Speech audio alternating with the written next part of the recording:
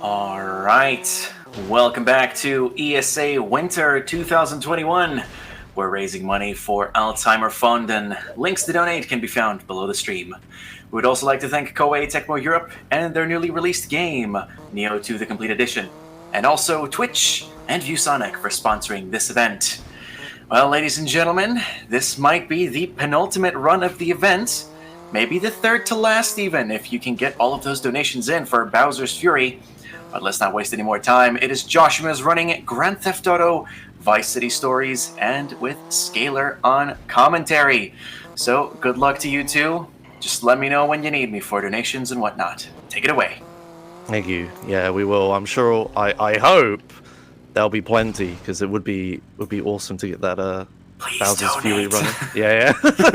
I'm trying. All right. Okay. Anyway, hello. Yes, I'm Joshumus. I'm a GTA runner. Here to run a GTA, funnily enough. And I'm here with my co-commentator for today, Scalr. Say hello.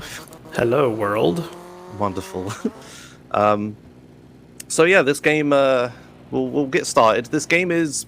The speedrun of this game's fairly technical, so I hope you're all awake and stuff for the start of the run, because it's all going to be very, very technical. We're going to do a whole bunch of explaining right at the start. But hopefully we get through it, and hopefully you all understand what's happening. Also, the game can crash at the very start randomly. If that happens, I'll just leave the timer running and I'll just get it going again. It's okay. All right, so 3, 2, 1, go. Hooray. Okay. Now I skip these cutscenes. We find out if the game crashes at the very start. Okay, that's a good sign. Do I get past the last cutscene? Okay, good. Hooray. Right, the run side. So, yes, welcome to VCS, or Vice City Stories, Any %. First thing I'm going to do is run over an army dude and take his gun. So yeah, this is a VCS game. This is a prequel to Vice City, a game you've probably heard of. You might not have heard of this one. This only came out on PSP and PS2. So it wasn't super popular. It didn't sell too many copies, but it's actually a really good game, and it's kind of a sad thing. I'm playing the game on PSP, but the layout says PSTV because I'm actually playing it on a PSTV which has a PSP in it, so I'm playing the PSP version on a PSTV. I hope that's clear. Oh yeah, the first thing you're going to notice, we can swim in this game. The very first thing they do is they teach you that you can swim, because quite famously in regular Vice City, Tommy couldn't swim, but Vic can. This is Vic Vance, I guess his name is. He's our character. We start off in the army, just doing missions like normal. I'm just running around. I got a gun. And the reason I picked up this gun is not to actually shoot anyone with. It's actually just to shoot this car over here with, so that I can die and teleport to the hospital. And this is where the normal gameplay ends. If you're familiar with San Andreas runs, you should hopefully know about a concept called duping, but if you haven't seen those, we'll explain it, don't worry. But San Andreas starts off slow, but this game just goes straight into it. There are 3 chapters in this game. Chapter 1, or act, I need to use the word act, because otherwise it's going to get confusing. There are 3 acts in this game.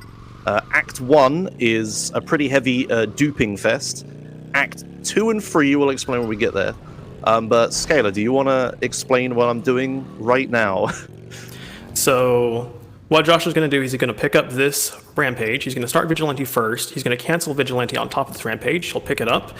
And if you look at the minimap in the bottom left corner, he can start missions. So there's a billet for Soldier Martinez on the map, which means he can start that mission. But if you notice on the right-hand side, that rampage timer is running, which means he's going to do the rampage as well. So as Josh mentioned, if you're not already familiar with duping, what we're going to do is we're going to abuse the game's mission mechanics to do at least 2 copies of the mission at the same time to skip it and another mission. So most of the time we're going to try duping one mission for one character to skip the next one in their sequence to try and skip long or annoying missions. So the next mission is Cleaning House. Cleaning House dupe skips Conduct Unbecoming, which if you've ever played that mission, it has you driving around several places, and if you have to drive around all over the map, it's going to waste a lot of time. So to do cleaning house, we're going to need to trick the game into thinking that we're not on a mission when we really are. So when we're not on a mission, we can do things such as save the game, rampages, side missions, and do missions for characters on the map, and so on. When we are on a mission, the game doesn't want to start another mission. And if we start a mission and we trick the game into thinking that we suddenly aren't on one, then we should be able to start another one. So the way the game keeps track of this is through a variable called onMission. And if we have onMission set to 0, that means we're not on a mission. And if it's 1, that means we are on a mission, similar to a light switch. So if it's off, the lights are off. If the light switch is on, then the lights are on. Yeah. So we're going to use Vigilante and Rampage to force onMission to be 0 after we start cleaning house, finish the Rampage here, and we're going to start it again. Yeah. So I walked into the... watching cutscenes, that's embarrassing. Walked into the marker, started the mission once, then I finished that Rampage that I was like completing while Scalr was talking. And then when the Rampage ended, the game's like, oh, you're not doing a Rampage anymore, you can't be doing a mission anymore, and then it makes it so I can start the mission a second time. So now I'm doing 2 copies of this mission at the same time.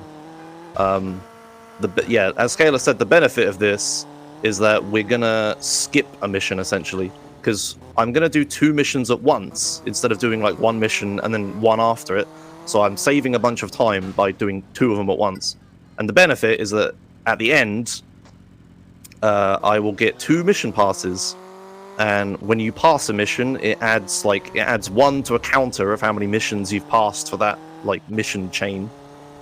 And because I'm passing 2 missions, I'm actually going to get 2 added to that counter, which essentially skips the next mission. So coming up here, I didn't get a gun in the army base, so I have to do a backup strat, but it's a pretty cool backup strat. We're going to go over here, and we're going to go into this cutscene. This cutscene's a little weird, because there's 2 of everything. And as soon as we get out of the cutscene, there's 2 vans, or 2 trucks, I don't know what you'd call these. I quickly need to push this burning one away from Phil. So what's happened is because I'm doing 2 copies of the mission at once, 2 of everything is happening. So there's these people in the sky. These are the people from the cutscene. They didn't despawn properly because there's 2 of everything. Basically, the game can only remember like 1 copy of a thing at once, and if you have 2 copies of something, it only removes 1 and not the other. And you can see there's like another marker on the map and everything. There were 2 Phils. It's all crazy. So I'm going to come over here. I have to kill a bunch of dudes and go inside a building and then kill some more dudes. Usual GTA things. But the keen-eyed among you will notice that, again, there's 2 of everything, which is kind of a problem. Because when cars spawn inside of each other... Oh, don't block me. Okay. When cars spawn inside of each other, they kind of collide with each other a lot, and that damages them, and eventually they blow up. Also, there's a guy in the ground there. Yeah, this is, again, because it's spawning 2 of everything, it only, like, sets the the second spawn correctly. I did not get a good car. Moonbeams. Okay, here we go. There's a Phoenix. God, I was going to be really horrible if I had to use a moonbeam there. Okay, so that's that mission done. So at the start of the game, there's supposed to be 3 army missions. You start as, like, a member of the army, and you're supposed to do things. It's why I'm in the army base, and I can, like... I'm wearing, like, army clothes and stuff, and the army dudes don't shoot me for being in the army base. And there's 3 army missions at the start. But because I duped the second one, we're only actually going to do 2 of them. So a weird thing will happen here, where I'm gonna end this mission. 1 copy of the mission is going to pass, and then it's going to fade out a sec, and then another copy of the mission is going to pass again, and then I won't be in the army anymore because I completed all the army missions. But I'm still inside the army base. Oh, I didn't get the jump, damn it. I'm trying to... Oh, yeah, I didn't mention this. Yeah, ramming into this thing sometimes jumps you over the wall. Found that from a Japanese TAS playthrough. It was like they used tassing tools, but they just did a playthrough. And they did that and that, and we've copied it ever since. Okay, so I'm going to run into this marker. I'm going to pass a mission. It's going to fade out. I'm going to pass the mission again. And I'm not wearing army clothes anymore. So the fastest way out the army base is, again, just die. Takes me into the city. And now we continue with the rest of the game. So that was our first taste of duping. We're going to be using that a lot in the run. So yeah, if you're familiar with San Andreas, it's a similar concept. Just manipulate the on-mission variable. because it can only ever be on or off. It can't be like a double on. Booleans. Yeah, and we're just going to do that. But this game also has a lot of other stuff over San Andreas that makes this run really cool, that we'll explain when we get there. But for now, just back to normal gameplay for a bit. Just going to do the mission Cholo Victory, which is the first non-army mission. Yeah. Have you got any notes, Scalr?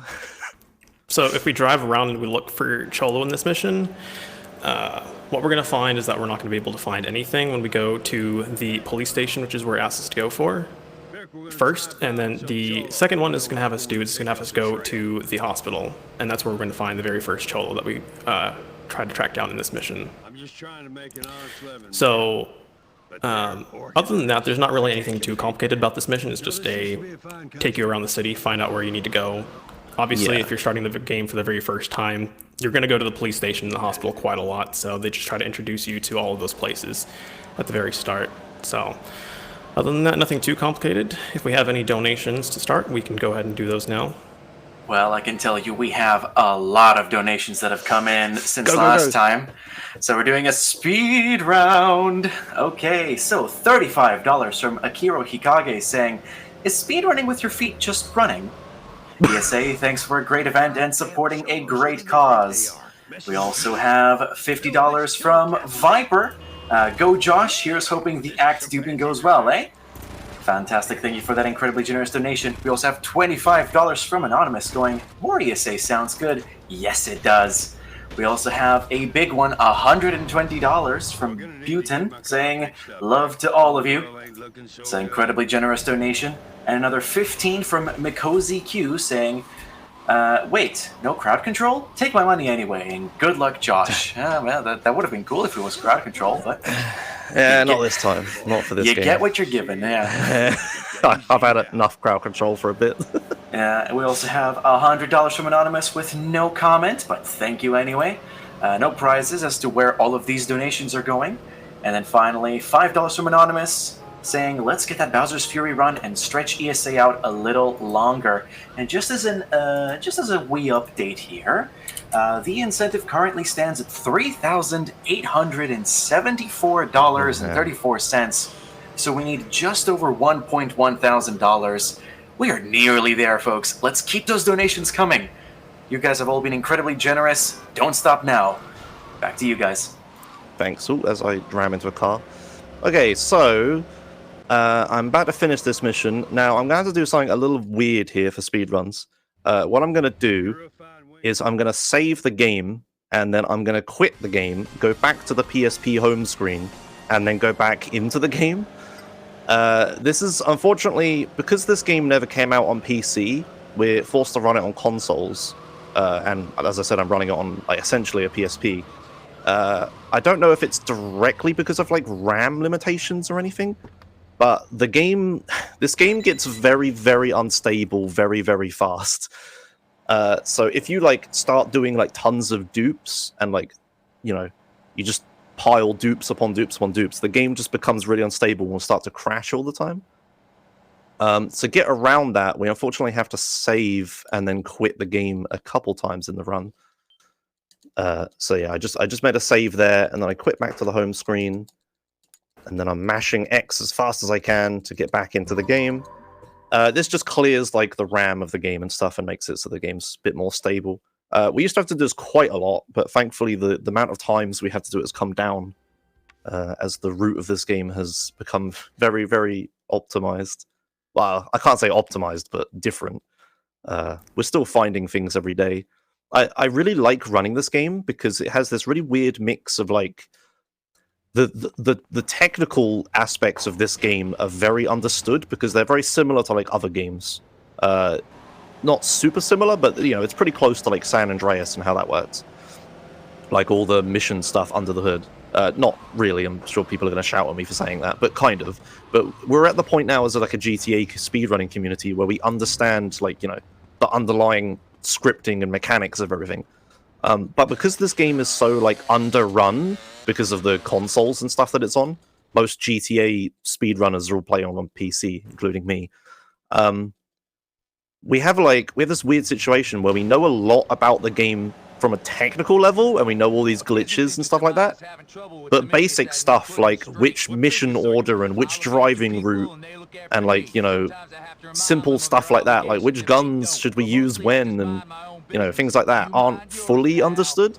So it's this weird backwards world of like having really deep level technical knowledge, but not super a lot of like basic speedrunning things, like driving, for example. Sorry, I managed to stay on both my wheels. So you may have noticed I grabbed a shotgun there. This is the traditional GTA speedrunning thing of this mission teaches you about melee weapons and how to fight with melee. We're going to use a gun for it, right? Because it's fast. Oh god, he punched me. What the hell? That's unusual. So yeah, I'm not going to learn anything about all these melee mechanics. I'm not going to grab any bats or anything like that. I'm just going to shoot everybody with a shotgun that I know where spawns. And we're going to do this mission quickly. Yeah, this is just another normal mission. We're not doing anything crazy. But coming up, I'm going to start to do this thing where... So I'm going to get another... it's called an on-mission 0 rampage. So the on-mission variable is 0, and I have a rampage. It's basically just a rampage that I can start missions with. I'm going to get another on-mission 0 rampage, but I'm going to chain it for a bunch of missions. Because going on mission 0 during a mission has some weird side effects in this game that we'll explain shortly. But also, when I start a rampage, right, I have like a 2-minute timer.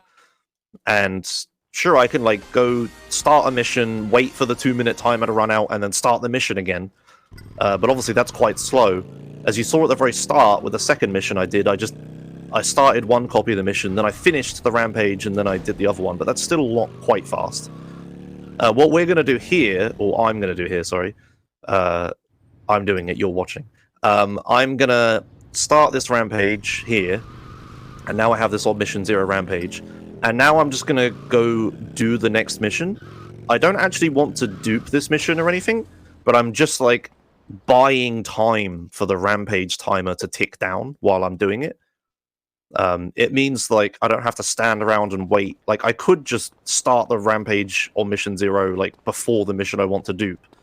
By doing it now and then doing a bunch of missions and like restarting the rampage repeatedly, I can time it so that the rampage is like closer to running out when I start the mission that I actually want to do. So yeah, this is Fear the Repo. At this point in the game, going on mission 0 during a mission doesn't have any adverse side effects, but it will later. I don't know if that's in your notes now, Scalr, or you want to explain something else. Well, I mean, the premise of what happens when you go on mission 0 during a mission, the game gets a little bit confused about what mission you should have passed when you complete it. So a simplified model that we have for the very first chapter that helps you understand which mission should be is that it'll pass the most recently unlocked mission that's available on the map. Yeah. So like, the game keeps track of like what mission you're doing and like which mission you're supposed to pass when you're done with it. But when we go on mission 0, the game like tries to recalculate like what missions you have available, and it uses like the same variables in memory. I guess I'm just going to say it as if it's right. It's probably wrong, but it uses the same variables in memory for that as the ones that also track what mission you're supposed to pass right now. So essentially, by going on mission 0 during a mission, we can change which mission we're supposed to pass.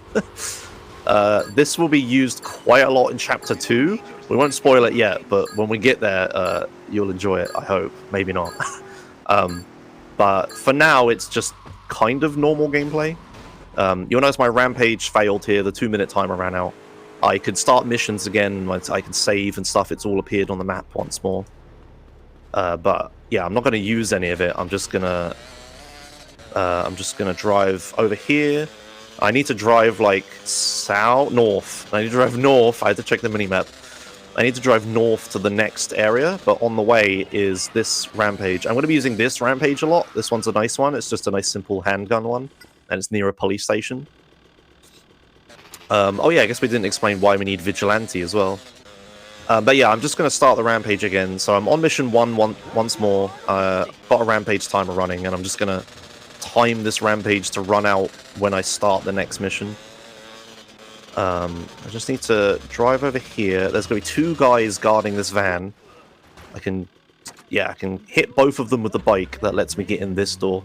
If I don't hit both of them, I need to walk over to the passenger side door and get in, because otherwise they're going to just open the door and chuck me out if I haven't knocked them over.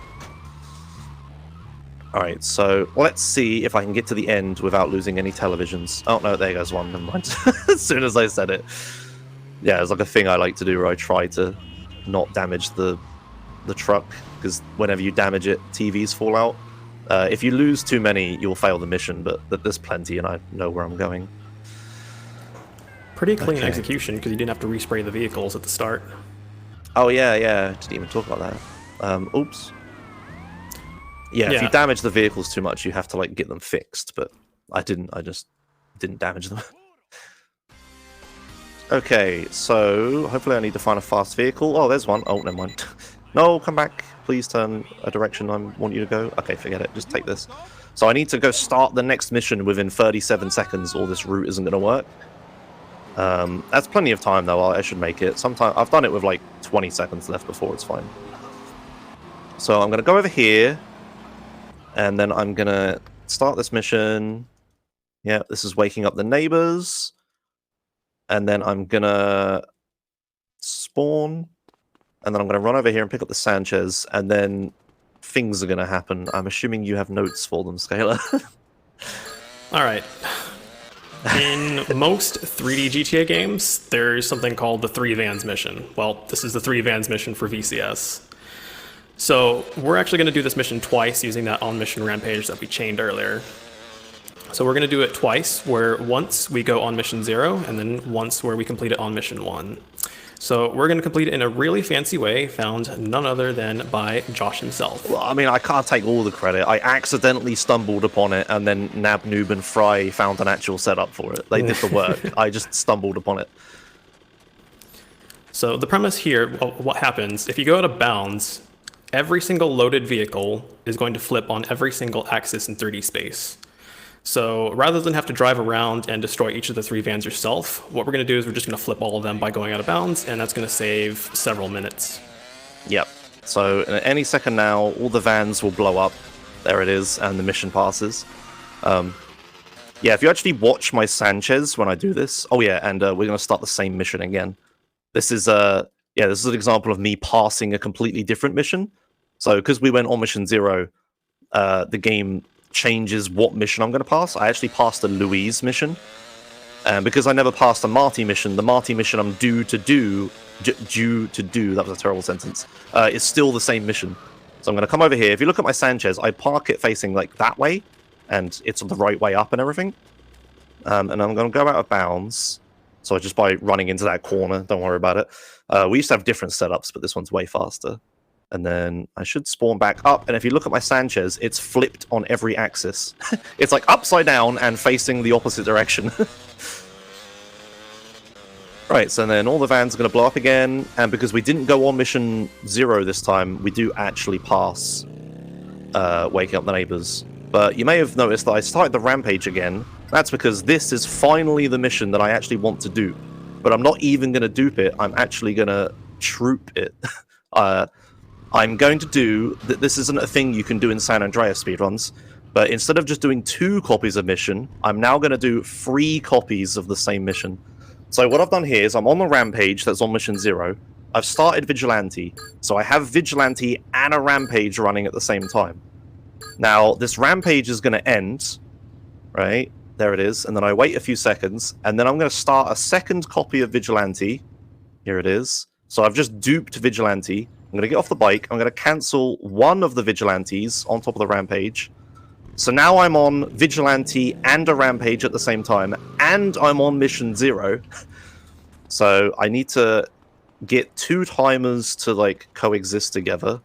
So jumping off here, I have at the bottom of the screen, I have a Vigilante timer that's ticking down. I have 20 seconds to get back on a police vehicle. And on the right of the screen, I have a rampage timer that I have like 1:30 to do. What I'm going to do is I'm going to run over here, and I'm going to stand near this marker, not in it, because I'll crash the game. And I'm going to wait till exactly 2 seconds on the Vigilante timer. There it is. I'll walk into the marker. I've started 1 copy of the mission. Vigilante ended, and then I started a 2nd copy of the mission. So now I'm on 2 missions at once. You see the cutscene Vic, who is still there, right? Because it spawned like 2 Vics and only got rid of one of them. So now I'm doing 2 copies of the mission at the same time, but I still have the Rampage running. So what I'm going to do is I'm going to drive over to here. This is just me stalling for time while the Rampage runs out. But I'm going to park this Sanchez in a fairly precise location. That'll do. Nudge it a little. There we go. So I'm going to park that... Whoops. I'm going to park that Sanchez there, and that's just for later. That's just... I'm going to do a mission around there, and I'm going to want a vehicle, and now I have one. So yeah, we're just wasting time waiting for the Rampage timer to run out. I'm just going to sprint back over. I could have taken that Sanchez that went past, but it was a bit risky. So as soon as this Rampage timer runs out, the game's going to think I'm not on a mission anymore. I'm going to be on mission 0 again. And then I will be able to start missions. So then I will start a 3rd copy of this mission. Water really wants me to do this camera trick. Let's see if I can do it. Wait, hang on. No, I'm not going to be able to do it. I'm sorry. Rip. But there's this Vic. I can chuck him around. Sometimes our Vic says funny things. Not today, though. Okay, so the Rampage ran out. Mission marker came back. And I just started O Brothel, Where Art Thou for the 3rd time. So, like duping, where we pass 2 missions at once, which skips 1, this is a troop, that's what I'm calling it anyway. And we're going to pass 3 missions at the same time, which will skip 2 missions, essentially. So, I need to go in here and buy a shotgun. But yeah, it works exactly as you think. Just going to do 3 copies of this mission. I don't think it's possible to do 4 copies of a mission in this game. And in fact, this is the only troop that we actually use for the run right now. Later on, things will change about how on Mission 0 works. That makes it so this technique doesn't work anymore. But for now, we can actually do it. But this is the only time it's actually beneficial to do this, because it takes quite a lot of time to set up. But I set it up during the 2 missions prior, right? So it's worth it. So what's going to happen now is, if you remember earlier, when there were 2 of everything, now there's going to be 3 of everything. So I'm going to run over here, convince Vic to aim to the left, and I'm going to shoot this car, and then I'm going to shoot the next one, and then the next one. And now there's going to be 3 times as many cholos that I have to kill. Okay, good. And now I'm going to go into the building, shoot this guy, shoot this bed, punch this lady, don't worry about it. And then the mission's going to end, da-da-da-da-da, and then we're going to pass. And then I'm going to run back in. I'm going to shoot this guy, shoot this bed, punch this lady, don't worry about it. And then the mission's going to pass. I think you can see where this is going. And then I'm going to go back inside. I'm going to shoot a different guy this time, shoot this bed, punch the different lady, and then we're going to pass the mission. And I've just done 3 copies of the same mission at sort of once. Not quite all at the same time, because I can't be inside 3 buildings at the same time. And that was Obwat, as it's referred to, because O Brothel, Where Art Thou is too long. Okay, now for a brief respite, we're going to do a mission completely normally. The only special thing to note is that I'm doing an animation cancel with the shotgun in order to try to shoot really quickly, as you may have noticed. And this is the mission where I'm going to grab that Sanchez I parked earlier. But otherwise, it's just a totally normal mission, so go ahead with some donations, Paulista. Some donations is a key word here. I have a lot, actually. Okay. So I guess we're doing a speed round number 2. So here we go. We have $50 from Honey Badger saying, had to wait for this run to donate. Thanks for vibing and keeping it tight, my dude. Thank you for your incredibly generous donation. We have $5 from Vice City Civilian saying, my iguana Angelina died. We have $15 from Watcher saying, isn't Vice City beautiful? Yes, it is. $10 from Zotan saying, did you call the fire department? And then we have a big one. It's $250 from LL Cool Dave. Hello, Dave. And as I try to process the rest of the donations, let's read this one. Hey, Joshua's. Strange choice using this low-tech crowd control this year. Good luck, quote-unquote, on this run. Redeems Beyblade, redeems Spawn Train, redeems locked car doors for 30 seconds. P.S. Did you know that thanks to strong ongoing conservation efforts, wild tiger populations have stabilized and even begun slowly recovering over the past 5 years? And that is your cat fact, I believe. Thank you for the incredibly generous donation, LL Cool Dave. We then have $50 from Dom, which pushed us actually over $46,000. Oh, man. Super exciting.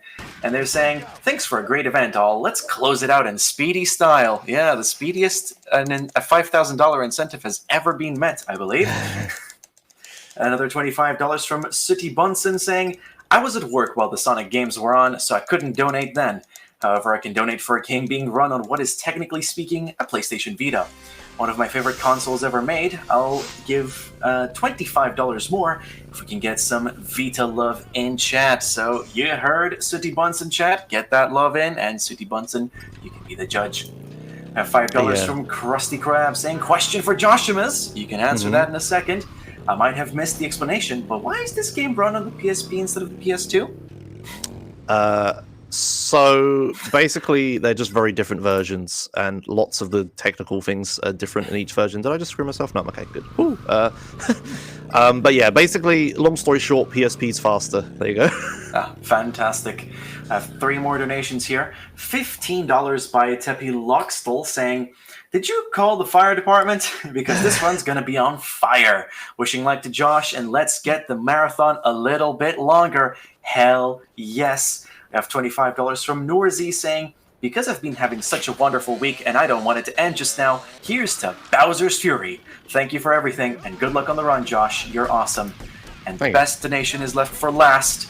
$500 from Cyberdust saying, let's get to 50K, come on. And remember to count in unison, 3, 3, 2, 2, 1, 1. All of those donations obviously going towards the Bowser incentive, and that is currently at, if I refresh here, 4,769. Nice. Wonderful. Out of $5,000, we're less than $250 away, friends. Keep those donations coming. And I'm sorry I took so long, Josh. It's back to you guys. It's okay. That's all right. You have a lot to get through. It's fine. We're not giving you much time to talk. Okay, so yeah, while that was happening, I passed the mission. I set up another dupe using Vigilante and a Rampage. And now we're going to do God Protection dupe. This is just a normal dupe, nothing too fancy. The thing is, this mission is quite tricky. Bad things can happen in this mission. Do you want to explain, Scalr? Casually, this mission isn't very hard, but if you dupe the mission, since you have 2 of everything, or twice as many of every single object, it gets a lot harder. So there's a bunch of guys shooting you, and there's twice as many cars parked around that you have to maneuver around. And also, there's going to be a health bar for the ladies that you have to go around and rescue in the car. And as I mentioned, casually it's not very hard, but if you dupe the mission, the health bar goes down twice as fast. And also, if you take a look here, the frame rate of the game is significantly reduced. So, delicious, I know. Yeah, there's just so many cars and everything, like what's happening behind me and stuff, that the game just struggles a bit here. There's also something funny to point out, is that the mission that we did previously, Marty was dead, and now we do another mission for him. Oh, yeah. If you're trying to follow the story of this game, if you've never seen it or anything, don't bother. We do missions... it's not so bad right now, but we do missions in completely the wrong order and obviously skip a bunch of them, so the story doesn't make any sense. Like, we did the mission where we celebrate Marty's death. That was the one before this. And now we do a mission for Marty. Another thing to note here is that the game loves to pop tires all the time. I've only got 1 right now, which is actually pretty good. Hopefully... Oh, I don't like this. Okay, it's alright. So, the girl can get killed in the crossfire there. I tried to make it so she gets in the left door, but I kind of messed up a bit. So, I had to try to coerce her around to get the car while the 2 other girls were recoiling or reloading or whatever. But thankfully I did it. Nobody died. This is a really difficult mission to do properly. You can see the mission pass twice. And now it's finally time to explain the big new thing that was discovered about a month ago in this game that separates this game from San Andreas. I'm going to defer to you for this one, Scalr, while I try to set this up. So it's kind of a complicated situation to describe, but there are two types of dupes that we do in the run. So there are those that pass on the same frame and those that don't pass, or those that pass on the same frame and those that don't pass on the same frame. So God Protection was an example of a mission. If we dupe it, it doesn't pass on the same frame, which is why you saw the mission pass text twice. And interestingly enough, we can make the next mission, which is Truck Stop, not pass on the same frame if we hold off on mashing the X button at the very end. So at the very end of Truck Stop, actually, let me go back a little bit. There should be two more missions for Phil that we have to do, which is Truck Stop and Marked Men. If we dupe Truck Stop, we can skip Marked Men. And there was actually something that was found by Kaspersky, I think back in December 2020, right? Something like that, yeah. What happens if you manage to cause the game to, when you dupe the mission, if you cause it to pass on different frames, then there's actually a script that runs in the game whenever you complete the act. So at the end of Marked Men should be the start of Act 2. There's a script called the Act Completion script. And what that does is that resets all of the variables for who you can do missions for, so that whenever we start Act 2, we're starting off on all the missions that we should for the normal storyline. But you can actually interrupt that script in the middle of the process of it executing. And there's a couple of parts to it. One is the changing the variable for which act you're currently on. So there's 3 acts. It's going to increase the act variable by 1. It's going to wait 500 milliseconds, and then it's going to reset all the variables for who you can do missions for. But there's a couple of conditions on that. If you are in the middle of saving the game, the script will stop executing. So what Josh is going to do is he's going to try to get into a save marker at the very end of the mission after he goes on mission 0 within 500 milliseconds. And if he can do that, then he can interrupt the script from executing, and so we should advance the act by 1.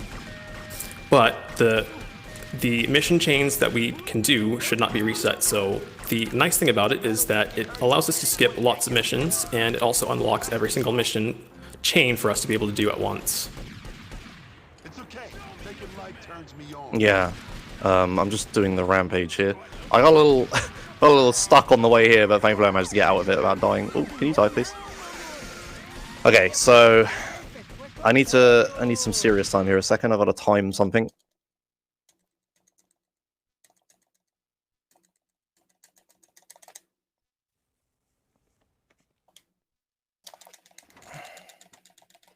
Think we're good? Yeah, okay. So this is actually one of the harder dupes to do. Up till now, I've just been like walking into the marker and mashing X and then starting the second copy. But this one, you actually need to have a very specific like rhythm through the cutscenes, because there are like loads of cutscenes that play here, and they're of a certain like type. They're called cinematic cutscenes, where like the game has like motion capture like cutscenes and stuff. The problem with cinematic cutscenes is that you can't have 2 of them play at the same time, or the game instantly crashes. So I have to like mash through certain cutscenes, let other cutscenes play while the second copy of the mission does some other cutscenes, and it's all a mess. But thankfully I got through it without crashing. But now there's another hard part to this.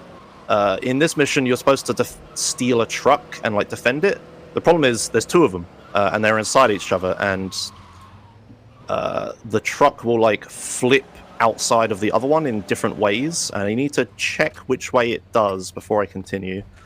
So I'm gonna park the car here to not trigger the rest of the mission. Run around. What do we got? It's way upside down. Okay, so because the truck is upside down, I'm gonna go out of bounds again, as you saw earlier, and this again will flip every single vehicle. So the truck will then be the right way up and will continue driving and won't explode and stuff. The problem is now my car is upside down, so I have to quickly run over here and then flip it back over before it blows up. So hopefully I don't mess this up. Okay, we're good. It's fine. And you can hear the other truck explode because it got flipped over. Alright, cool. So that was the slowest sequence here. There's like 3 or 4 outcomes you can get here. The best one is that the truck is just on its side and you just drive straight up to it, but I got the slowest one, but that's fine. I got through it, didn't fail. Yeah, and now I'm going to concentrate because, as Scalr was explaining, this is really tight timing on what I have to do here. I have to, like, time the mission to end in a certain way that will make it so a pager plays at the end, and then I have to save at the exact right time after that pager ends, and then that will break the game, essentially. So I'm going to concentrate. You can keep talking, though, Scalr. So this actually does have a name, the skip that we're about to do. It's called the partial act change bypass. So as I mentioned, what's going to happen is that only part of the script is going to execute. So the part of the script that will execute is whenever we advance the act variable to change us over to Act 2. I think what happened was we were actually getting this in runs before, but nobody actually reloaded the save or saved the game quick enough to actually find it until Kaspersky found it. Yeah, Kaz was just doing a run one time, but he skipped the end of this, because we've been duping this mission for ages, but just not in the exact right way to cause this glitch, but he just happened to do it the right way one time. And then when he reloaded a save, he realized that there were a bunch of missions available that weren't supposed to be, and we were very confused, and we had to test it. Oh yeah, and I'm looking backwards so that enemies don't spawn, if you're wondering, because there's supposed to be enemies chasing us. Okay, I'm going back to concentrating, I promise. So what's going to happen is Josh is just going to drive, he's going to wait. The cutscene is going to fade out, it's going to fade back in, you're going to see a truck driving. Josh is going to press X once, he's going to wait. He's going to keep waiting. And then as soon as he falls out of bounds, he's going to mash X. Yeah, I'm not going to do it too fast. I got it. I got the hint. I won't mess this up. I have safety saves for this, so if I do mess it up, it's okay.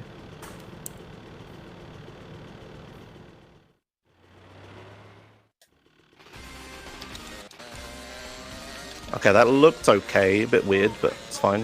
I think if you fall out of bounds, it's okay. But now he needs to park the Sanchez. You have a pager on the top left, and he needs to get into the save marker within 500 milliseconds of going on mission 0. So he's going to try to do it as soon as the pager starts swiping away. The problem is I can't run towards the save marker too early because it will disappear.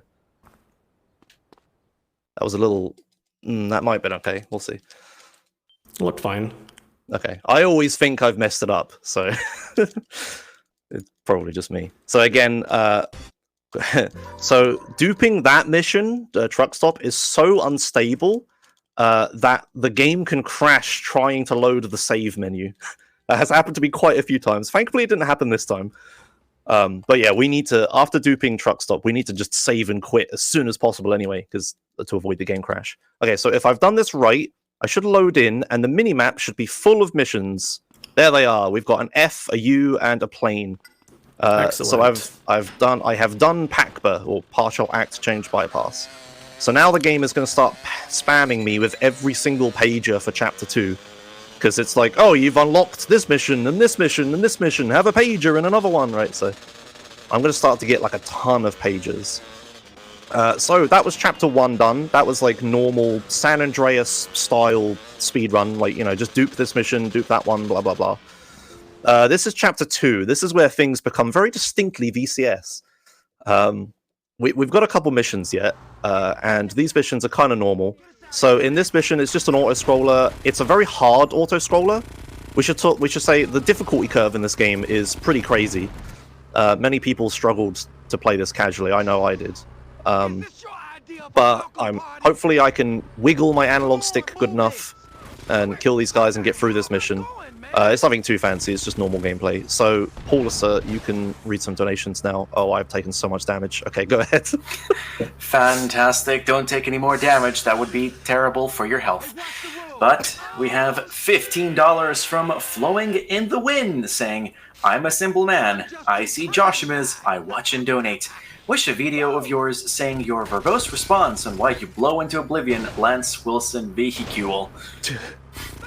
Wonderful. $13.37 from Party Grill 1337 saying, Hey Lamau. And $25 from Zago Wills saying, It's a shame there are no zombies in GTA. These are all very funny references that I'm sure you don't understand, Paul. It is perfectly fine. I am okay with this. I'm just letting it slide. but the incentive is closer than ever, and I can't let that slide because we are at $4,822.71. We are so close, ladies and gentlemen. By all means, keep those donations coming. We're so close. We have less than an hour to go, so let's not trip on the last hurdle here. Back to you guys. Thank you. All right. Yeah. So Rockstar Leeds, who are the developers of this game, decided to not make this car explosion-proof. So you can... I'm not going to get the balloon, I'll play it safe. So those cars at the start can just blow up next to you and you take horrendous damage. But it's okay. I played the rest of it flawlessly, got away with it. I was pretty scared, but it's okay. Okay, so now for this difficult part, I have to do a big gun fight with Lance, which is a bit of a problem. That guy rolled. I've never seen him do that before. That... The traditional marathon, that hasn't happened before. There it is. We couldn't have done a run without it. Wow, have you ever seen that, Scalr? I've seen it once, like last week, and I was just as surprised when I saw it. Yeah, what on earth? Okay, I'm just gonna... Oh, God, don't kill me.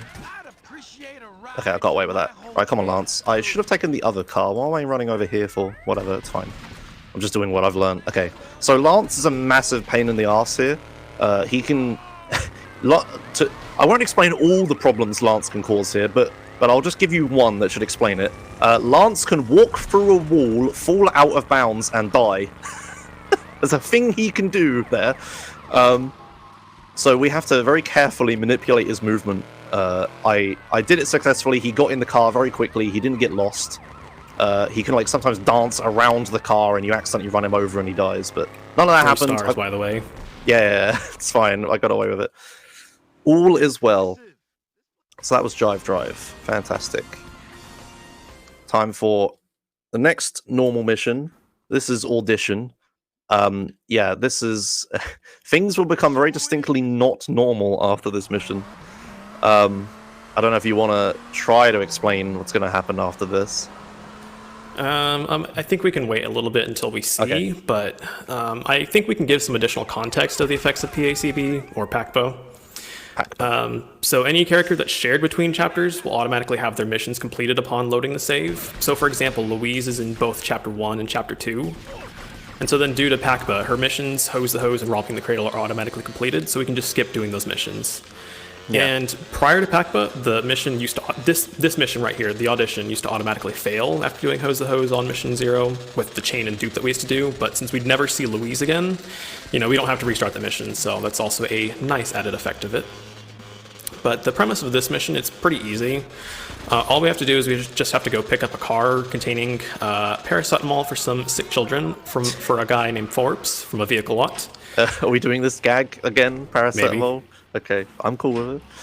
Also, I'm doing incredibly safe strats here and using a pain spray because I'm a little low health and I'm kind of scared.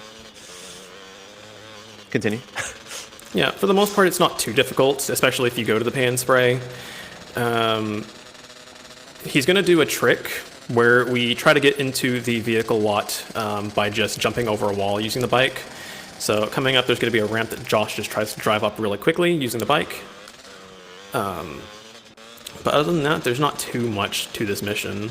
Yeah, you're supposed to like go to the docks and do a bunch of jumps over some like buildings and stuff in order to get into the compound. But yeah, there's this conveniently placed ramp here, and if I just turn left at the end of it, I go over this wall, and now I'm in the compound, and it's way faster. Okay, so I'm still worried about my health. I don't know why I used the pain spray, but then didn't pick up health at the hospital, but hey-ho, whatever. Okay, yeah, I have good reason to be worried about my health, it seems. Yeah, it's fine. Are you planning on death warping after this, or are you just going to drive? No, I'll just drive for keep grenades. Okay, so... Well, I'll death warp to get health, that's the point, yeah. Hopefully I don't die here. No, that's okay, fine. They can shoot you when you're in the car, and it kills you, but thankfully that didn't happen. So the next mission that we would do is Money for Nothing, but... I ate my grenades. Yeah, the game will eat your grenades sometimes. You'll throw it and then it just disappears and it wastes your grenades. But Money for Nothing is a very long mission where you have to drive a decoy van for Lance and Forbes while they drive a real van containing the medicine to just some random garage. It's okay. A while back, a newbie runner who goes by the name of Amazing Towel managed to skip money for nothing while doing Caught as an Act. So what happened was Josh tried to replicate it and it didn't work. So you're gonna have to remind me on this. What's the name of that mission where you have to follow the reporter around in San Andreas? Is it Snail Trail? Snail Trail, that's right. Yeah, so kind of like what happened in Josh's chat several years ago, where someone was like, chat. "Oh, you could just ride the train mission, herder." Hey, it wasn't my chat; it was Omega's. But yeah, Omega's. Yeah. But this one was actually one that was actually really nicely found. When Josh tried it, it didn't work, and so we kind of just dismissed it as being frame perfect, and we went back to the drawing board for about how we could skip this mission for quite some time. But probably about like 2 weeks ago, I don't remember when, but there's a guy by the name of Momo Wally 2001, I think. He was just being a massive troll in the GTA Handhelds Discord. He's like, "Oh, you should just do the money for nothing skip." Well, I kind of took the bait, and within about 5 minutes, I found a timing that helps the skip be consistent to be able to skip money for nothing. So what's going to happen is Josh is going to pick up a rampage using the police bike. He's going to get an on-mission 0 rampage. And what we're going to do is we're going to skip the final cutscene of Caught as an Act at a very specific time. And the timing of that happens is it's going to be when there's 0.5 seconds remaining on the timer. It's not going to say 0.5 seconds, but internally we have to think half a second left on the timer. Josh is going to do a double counting method, but however you want to do it is up to you. So we're just going to go and start the mission.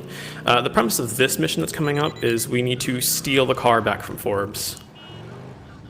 So there's a little bit of serious time because it's kind of complicated. The timing is a little bit generous in that you have about a quarter of a second, but I think we're going to need some quiet time. But if you have any donations, we can get those in now. Not now. Okay. In a bit. After this mission, we can. Yeah. All right. Okay. Yeah, I'm just gonna. You kind of buried the lead a bit. I think that's the right saying. You didn't explain doing this mission, multiple times. But sorry, we'll explain that in a second. So I need to grab this guy in a very specific time. Oh man, that's our money. So careful. That should be okay, I hope. Wait a bit. Okay. So yeah, serious time a second. 12, 11, 10, 10, 9, 9, 8, 8, 7, 7, 6, 6, 5, 5, 4, 4, 2, 2, 1, 1, 0, 0. Okay, that looked good. I got Rampage failed. So what I'm doing there is when we go on mission 0, during a mission, the game tries to recalculate all of the missions that you have available to determine what missions you have for them and where they should be placed on the map and stuff like that. By very, very, very carefully timing it, it worked, by the way. Forbes moved. Yes. Okay, cool. Oh, I'm doing the wrong thing. Scalr, you were supposed to stop me from doing this. It's fine. I'll turn around. How do I get out of here, actually? Is it this way? Oh, God. Okay, I'm just going to go the other way. By very, very carefully timing it, we can make it so that instead of being like the most recently unlocked mission chain like it was in Chapter 1, we can actually somewhat arbitrarily define what mission we're actually going to pass. So I did a Lance mission, but I passed a Forbes mission. Now, that mission we just did is called Caught as an Act. It's a very short mission, which makes the situation of it kind of interesting. I should have just death warped. What am I doing? Whatever, it's fine. Kind of slow, but it doesn't matter. I'm executing things correctly. Okay, so what I'm going to do here is something a little different. I'm going to get in this police car instead of the police bike this time. And I'm going to turn around, and I'm going to go up here, because there's a rampage on top of this building, and it's slightly faster to start this one than the handgun one I was starting earlier. But basically, the long story short is that we're going to do this mission 7 times. I hope that's okay.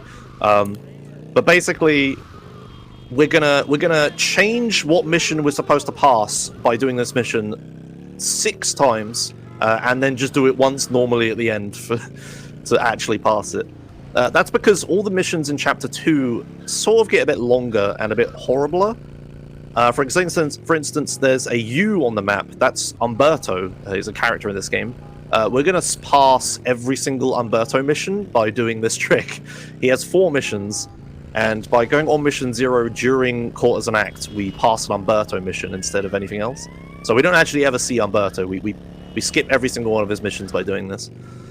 So yeah, the first one was to skip the long Forbes mission, Money for Nothing. The second, third, fourth, and fifth one is to skip every Umberto mission. The sixth one is to skip another Forbes mission. And then the seventh one is to just actually pass the mission, right? Which technically means I'm skipping that mission by passing it, which is kind of how that works. Did I miss anything, Scalr? Is there anything we should say before we throw to donations? So this is also a good point where we should mention what happens to the on mission 0 behavior. Is that whenever we pass the mission on mission 0 now, in most cases, like if we do what we did in Chapter 1, it's just going to default to Umberto at this point. So the amount of dupes that we can do later on, we're limited to just being able to do the ones that pass on exactly the same frame. Yeah, for reasons. Yeah, every time we go on mission 0, the game will think we're doing an Umberto mission from now on. Which is a problem because Umberto only has 4 missions and they're all in Chapter 2. So it could be like the next act of the game, we're in like Act 3 and we go on mission 0 and the game thinks we pass an Umberto mission that doesn't exist. So I waited in the cutscene there for a timer to be at 15 seconds. What I'm going to do, because I'm doing this mission 7 times in a row, we can't do it on the first time, but we can with the next 5 or whatever. I'm going to chain this rampage, this grenade rampage, through all of them. So I got on Mission 0 rampage earlier, and now I'm just going to let the rampage run out after I start the mission, pick up that rampage, do the mission, drive all the way back, let the rampage run out, blah, blah, blah. This for like 3 more times. So now is a great time for donations. You have like literally 4 minutes, Paulister. Fantastic. I can spend 2 of them reading donations and 2 convincing people to complete the incentive that we have here. So here we go. $25 by Sooty Bunsen. Hey, he's back. Thanks for all the Vita love. I am a man of my words, so here's 25 more, which actually takes me over $100 for the marathon. Hey, that's nice. Alzheimer's affected my grandfather, and I'm proud to donate to such a great cause in the name of video games. Shout out to absolutely everybody involved from top to bottom. That includes even the viewers who can't donate anything but their time. You're all awesome.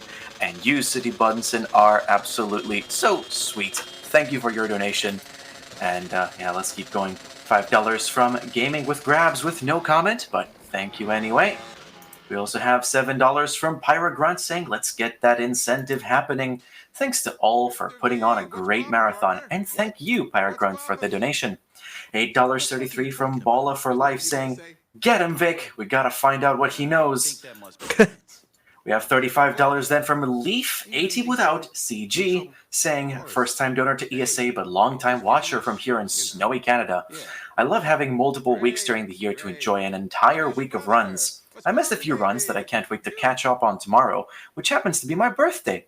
Hey, happy birthday.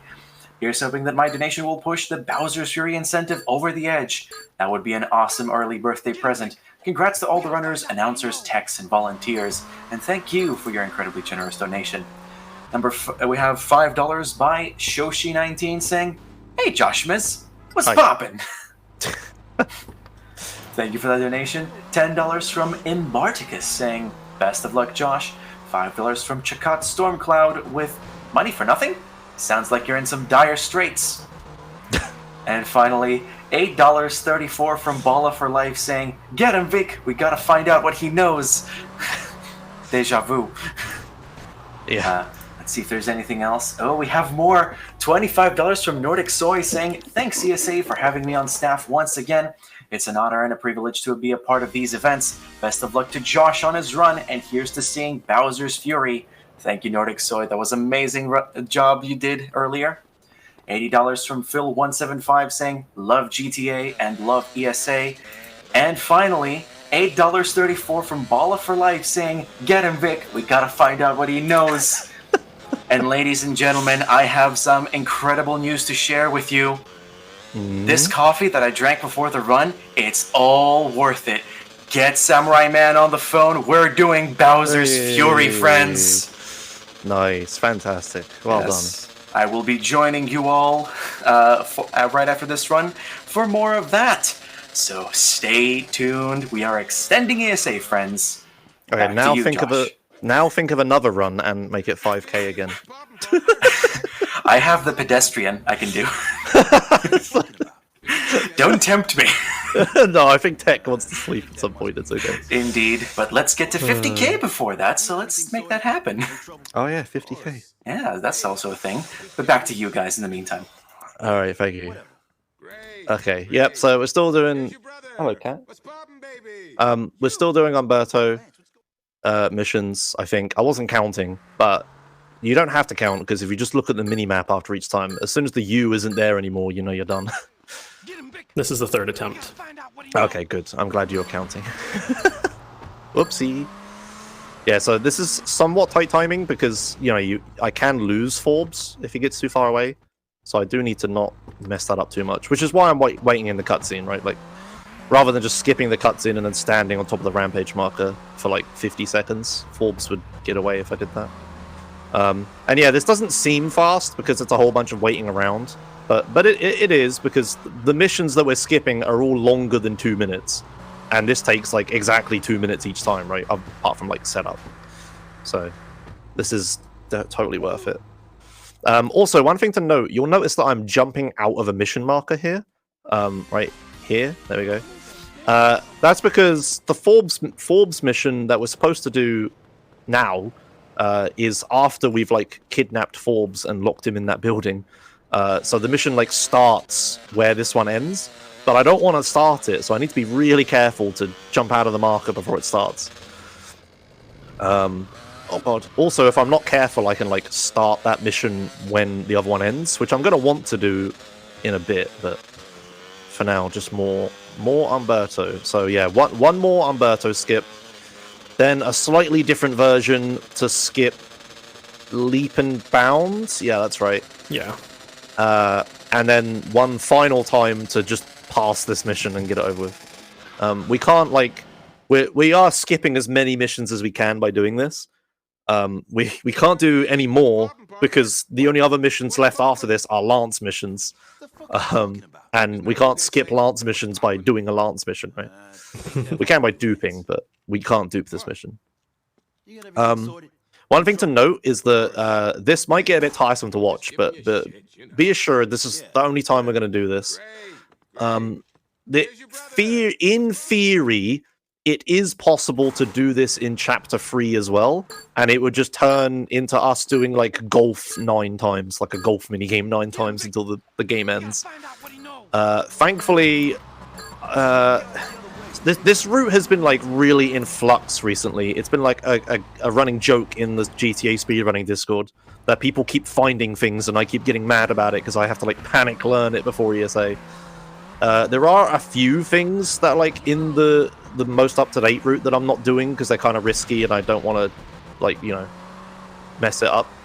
It's like I could have learned it before ESA and I maybe could have executed it, but I wouldn't get so good at it that if I messed it up I knew how to recover from it. So I'm only doing things that I'm like good enough that I can fix if I do wrong, such as jumping out of this marker, which I almost forgot then. Okay, so the U should be gone from the map now. It is fantastic. No Umberto missions. They're all terrible for speedrunning. There's one mission where you have to drive to the other side of the map, pick up a thing, and drive back while a bunch of people are attacking you constantly.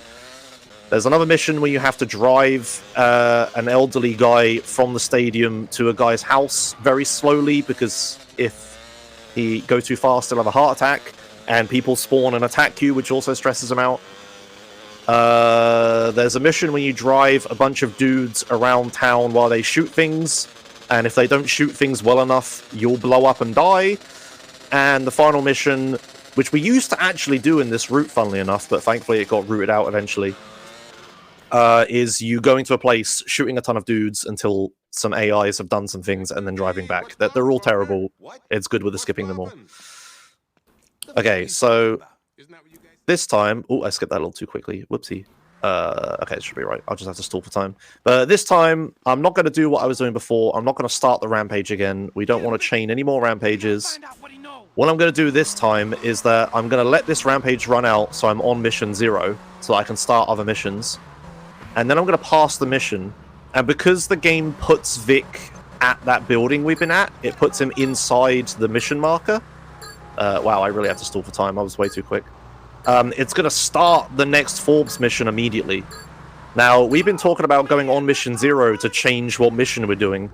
There's another way to change what mission we're doing. It's by starting another mission. I need to concentrate a second. Okay, there it is. So, hopefully that worked.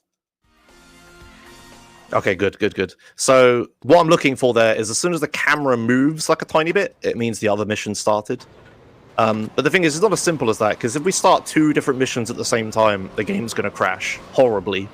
So I have to be very careful there. I have to finish the mission I was just doing, right as the other one starts. Because the other one will start, change it so we're doing a Forbes mission, and then I pass the other mission, which passes a Forbes mission.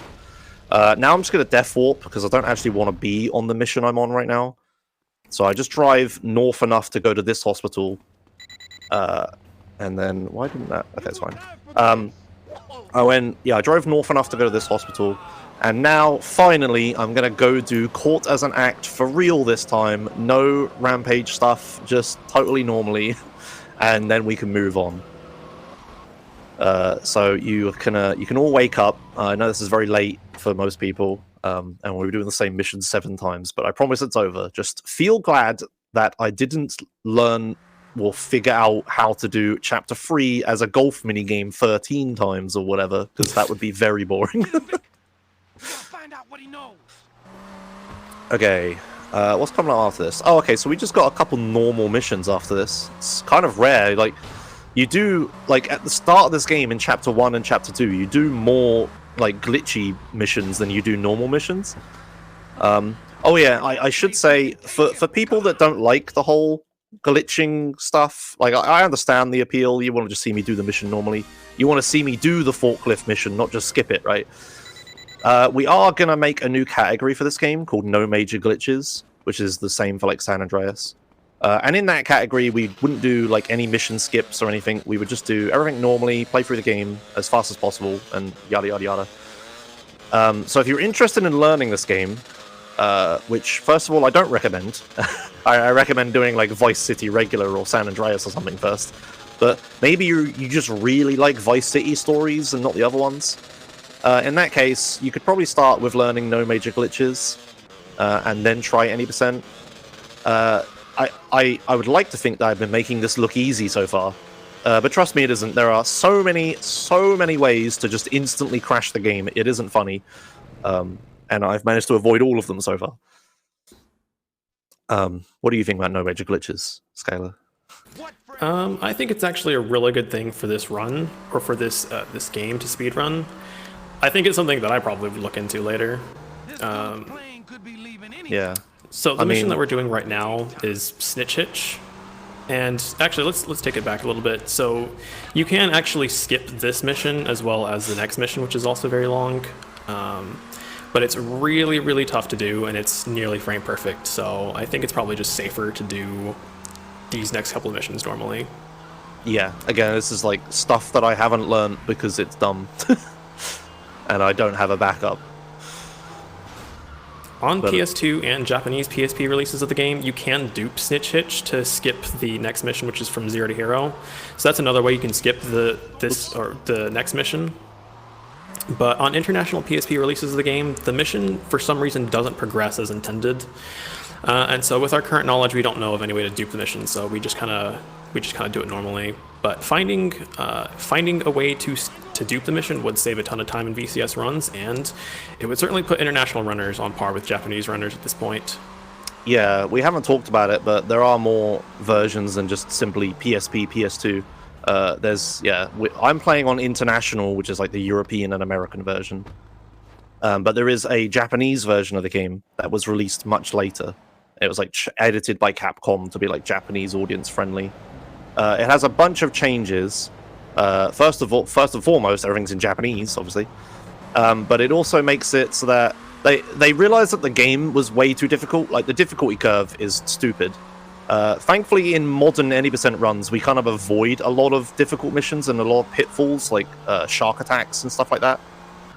Not Shark the animal, Shark the gang, if you get confused. But for the Japanese version of the game, whoa! I just shot Lance a whole bunch. That was scary. They made it so that I think you have like quadruple the health or something, right? Something like that. Know. Okay, I'm pretty sure you have like about quadruple the health, which is 4 times. And what other changes they made? They made it so that you can't target dead bodies, which doesn't sound like a problem. But the thing is, the way the auto-aim works in this game is that you shoot someone until they die, and then you're still targeting them because they're dead, and then you change target to like the next guy to the left or whatever. Which can get a little obnoxious. I don't really like it. Japanese is the faster version, and it would be better to run on it. And I may try it and switch to it at some point. But I thought for like ESA and everything, I would just play the game in nice, normal English version so everyone can tell what's happening and stuff. There's like a Japanese PS2 version, I think. I don't know, actually. But we have like a forum thread with all the version differences. But yeah, the route is like ever so slightly different on Japanese. And yeah, Snitch Hitch is one of the missions that you can dupe on Japanese, but not on international for whatever reason. Just the mission script is just ever so slightly different. Okay, so the mission I'm going to do now is supposed to be the last mission of Chapter 2. This is From Zero to Hero. It's a big set PC auto-scroller mission where we travel to the second island, the next island of the game, and we go find Lance's new mansion and everything. We set up a bunch of like paracetamol sales for later. But you may have noticed this isn't actually the last mission of the chapter. I still have Forbes missions left. The way the game checks the end of an act is it checks whether you've done all the missions for it or not. But because we've done Packbert, we can do missions in any order we want. I don't know if we mentioned that or not, maybe we did.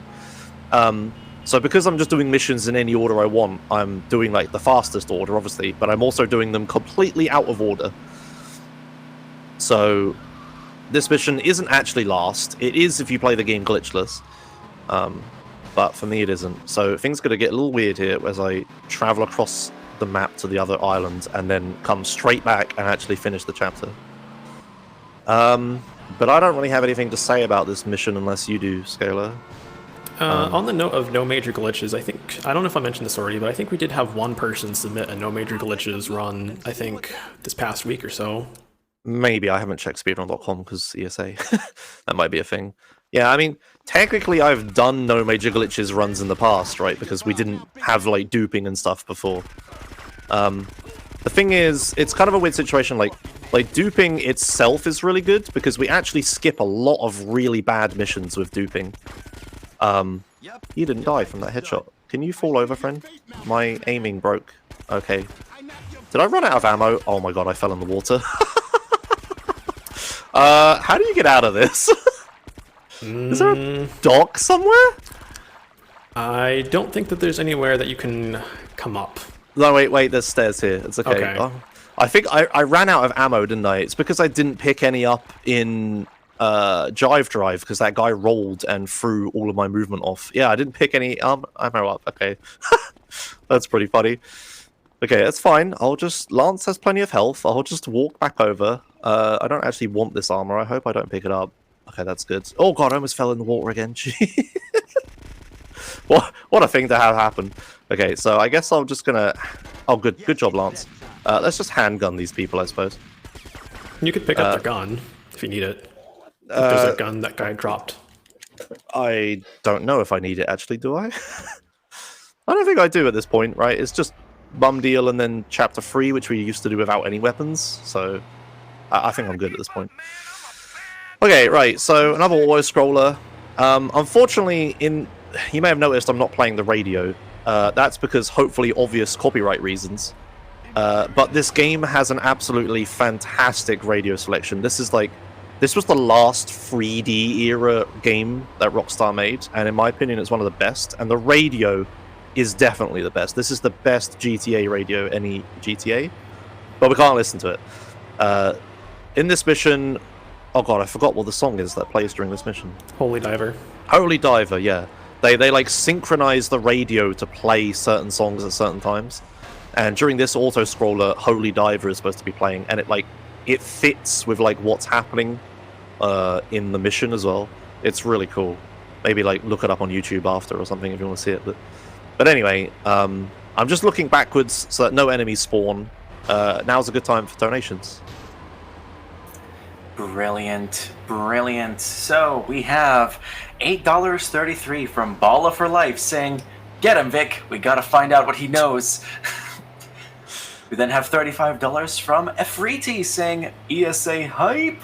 Shoutouts and love to everyone on Mod Squad, heart, and thank you, everyone. That guy spawned in the ground. Sorry. Speaking of spawning in the ground, $8.33 from Balla for Life saying, "Get him, Vic. We gotta find out what he knows." And $60, very generous from Anonymous with no comment, but thank you anyway. And finally, another $8.33 from Balla for Life saying, "I think you can guess what he said." I wasn't sure if you read the same donation twice on accident or what. Nope, that is 3 distinct donations, all saying, "Get him, Vic. We gotta find out what he knows." Fantastic. Incredible. Keep those donations coming so we can space out all of those Balla for Life donations and also get closer to 50K. You guys are all incredibly generous. Thank you for your donations so far. Thank you. Alright, so here we are on the second island. Yeah, I haven't actually unlocked it yet. I have 4 stars, that's just part of the mission, but we just need to follow Lance. So, yeah, the reason I didn't want to pick up armor is because I want to die to teleport back to the other islands, because it's the fastest way back. Excuse me, game. I had momentum a minute ago. So yeah, I'm just going to chuck some grenades on the ground. We don't actually use grenades that much for combat, it's mostly just for teleporting to hospitals. Okay. A funny thing to note is that we don't actually unlock this island in this mission, not until we actually pass the act. So yeah, this is why we can death warp here and make it all the way to the other island. Yeah, to the Little Lane Hospital. This isn't actually the closest hospital, but it's the closest hospital we've unlocked. Okay, time for the final mission of Act 2. It is a very funny name. You're only allowed to laugh once, chat. It's called The Bum Deal. So previously I set up Packbert using wait, when am I doing this? I set up Packbert using Truck Stop Dupe for chapter the chapter 1 to 2 switch. It's time for the chapter 2 to 3 switch. Now, Packbert for chapter 3 is an absolutely massive skip that saves like an hour. So I really don't want to mess this up. But I have safety saves in case I do. Oh yeah. You did it. You did it. You saved it. I told you I was going to forget the armor. Okay, thank you. Yeah, so this here is a really difficult sequence that I have to do.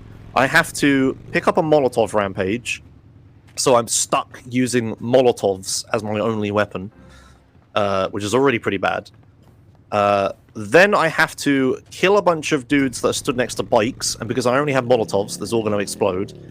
Then I have to go inside a building with a very low roof, and only use Molotovs to kill a bunch of guys that have guns. Then, within that same 2-minute timer of the rampage, I then have to travel across the entire map and set up a very precise timing glitch. I'm probably going to mess it up. This is probably the one point where I'm going to have to load a safety save. But hopefully I do it. I'm going to stay quiet for this, but Scalr can talk until the end when I need to like count time things. So the funny thing about this Molotov rampage strat for the bum deal is it was actually used by Japanese runners at one point before Packbert was found. And so they would laugh, or we would laugh at them, people who run the international version of the game, saying, haha, you have to do this really hard strat. And there actually weren't a ton of runs submitted for Japanese just because of the huge difficulty curve. Like, what would happen is that a lot of runs would die just because you have to do a lot of really precise, really perfect stuff in this 1-2-minute timer for this mission.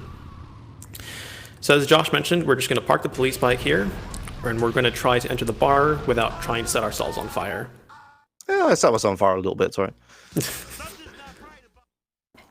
Okay, now the interior section. I did not throw that enough. Ooh.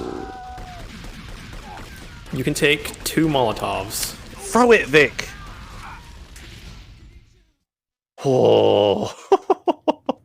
I Yeah, kept getting, like, animation interrupted. Okay, I'm gonna go back to concentrating.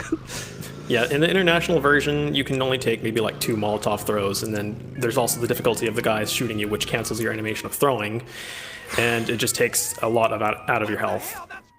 But now Josh needs to catch Forbes, throw a Molotov in his way, and if he misses, then there's pretty much no recovering from it, but let's hope. So he's just gonna park here, throw the Molotov. Easy peasy. Get on the bike, Vic. I find it harder to get on the bike after doing it than I do find killing him. Okay, Right, so sure now... you don't get into the marker too quickly. Yeah, so now I have to time like a bunch of stuff really precisely. The options are, I don't do it and I have to load a safety save. I don't do it, the game crashes, we have to wait a minute for the PSP to reboot itself. And then I load a safety save. Or I do it. Let's see what happens. 8 8 7 7 6 6 5 5 4 4 3 2 2 1 1. Okay, did I unlock multiplayer content? I didn't. So it's possible I've just done that correctly. A lot happened really quickly. I'll let Scalr explain it. So what happened is that we go on mission 0 for a very small portion. And so what happened was Josh started Vigilante as soon as we went on mission 0 so that we could start the Pac-Man glitch. And so what Josh is going to do now, he's going to drive to a safe house, he's going to cancel Vigilante in the middle of the safe house, and he's going to try to do the same thing as Pac-Man earlier, where we get in the save marker within 500 milliseconds of going on mission 0 again from canceling Vigilante. If all goes right, we should see, he's going to save the game, he's going to load, and then we should see 3 markers on the map, and we should see all of the Mendez, the Rennie, and the Gonzalez missions. I think I was too fast. We'll see. Oh, I accidentally restarted the game instead of just loading the save. Okay, that's not a problem. Yeah, I was a little tense. I moved too quickly, I think. So I think I messed that up. But we'll see. I'll load the save. When you restart the game, it loads the latest save. If you're wondering, that's how I know what save is going to get loaded. But we'll see. I'll spawn in. If there's a bunch of markers on the map, I've done it right. But I doubt it. I really messed that up. Nah, yeah, I didn't get it. Okay, so wait, what page was that? That's a payday pager? Wait, that means I didn't get it right. Hang on, this. Yeah, no, I didn't get it. Okay, so run's invalid now. I have to load a backup save, but that's fine. I fully anticipated this happening. Not that one. Okay. Normally I label my saves by changing the pictures, but I forgot to do that. So here's a save. It's completely identical, but I did the glitch correctly. There's markers on the map. And this is what it would be like. I have exactly the same weapons and everything, but yeah. Oh, okay. I actually have more ammo for this gun now, but I mean, it doesn't matter. I'm not going to use it. Okay, so... Oh, hello there, officer. Can I... So, shame I didn't do it right. Let me stop scratching my face and deal with this cop quick. You, all over there. Okay, fantastic. Yeah, so that's the end of Chapter 2. Hello, officer. 2 stars, by the way. I've gone down the wrong alleyway, haven't I? Oh, it's here, isn't it? Can I get up? Okay, it's fine. Oh no, pager. Damn it, I didn't. So, yeah, I did Pac-Bur again. I've unlocked all the missions in Chapter 3 when I shouldn't have, and now the game is spamming me with a ton of pages because I've unlocked a ton of missions. Unfortunately, the pages stop me from doing things that I want to do, like starting Vigilante. Let's not get arrested here, because that would be quite upsetting. Oh god, I hope this actually works. So there's some new stuff that was added to the route probably within the last week or so. This was a couple days ago. Yeah. We're going to dupe the very next mission. So what we would normally do is we just do a bunch of normal missions from here for a couple of missions. So we're going to do Rennie missions to start off with. So Rennie is up at the film studios. Prior we would do Accidents Will Happen and then Kill Phil, but if we manage to dupe Accidents Will Happen, then we can actually skip Kill Phil. So if we haven't already mentioned it, there is a celebrity in this game, and it is Phil Collins. Mm-hmm. We used to joke about this because we used to skip Kill Phil because there was another mission between Accidents Will Happen and Kill Phil called the Colonel's Coat. Because of PACBA, we actually skipped that mission for whatever reason. It's complicated, but yeah. Yeah. We would do all of these missions normally, but if we dupe this mission, we'll skip that. And it was actually something that I think we thought was impossible just because when we tested it prior, it didn't work for some reason, or at least it was reported to not work. Like the mission wouldn't progress. But for some reason, within the last week, somebody tried it again and it just magically worked. So now this has been added back into the run, and now we no longer have Phil Collins in the run. Why is the game lagging so hard right now? It might be the plane. I hope it is. It should despawn when I start this, right? Hopefully. We'll see. Anyway, continue. So what Josh is going to do is he's going to get into this marker at a very specific time and not let the pager screw him over. Yep. I'll get in after this one. This pager shouldn't be like 20 seconds long. It should be alright. And he needs to skip the cutscene at a very specific time. He needs to skip it as soon as the timer ticks down to 0, I believe. No, it's after 0, actually. Okay. It's very strange. Yeah. Okay, so I'm going to do it 10, 9, 8, 7, 6, 5, 4, 3, 2, 1, 0, now. Okay. So then I'm going to mash X so that we don't crash the game, and then 2 helicopters should spawn inside of each other. So you don't need any There it is. Wonderful. Okay, I did it. So again, just like any other dupe, there's 2 of everything, and because of 2 of everything, only 1 copy gets deleted. Now I'm going to pick this gun up. This is the gun that we're going to use for the rest of the run. I call it the big gun. It has an actual name, but I just refer to it as that. You may have noticed that I could have picked it up while I was waiting for the rampage to end, because I was just running around like a lunatic doing nothing. But you can't actually pick up weapons during rampages, which is really annoying, because if we could just pick up weapons. It'd be really useful. But you can't, so I had to just... I can pick up health and armor, but that's it. But anyway, so now we're going to do this mission duped. It's pretty similar to normal. There's just some, like, funny things that have spawned inside of each other that hopefully don't mess me up. Oh, excuse me. So this mission here, it's kind of like an island tutorial mission. You're helping, like, Rennie do a film shoot.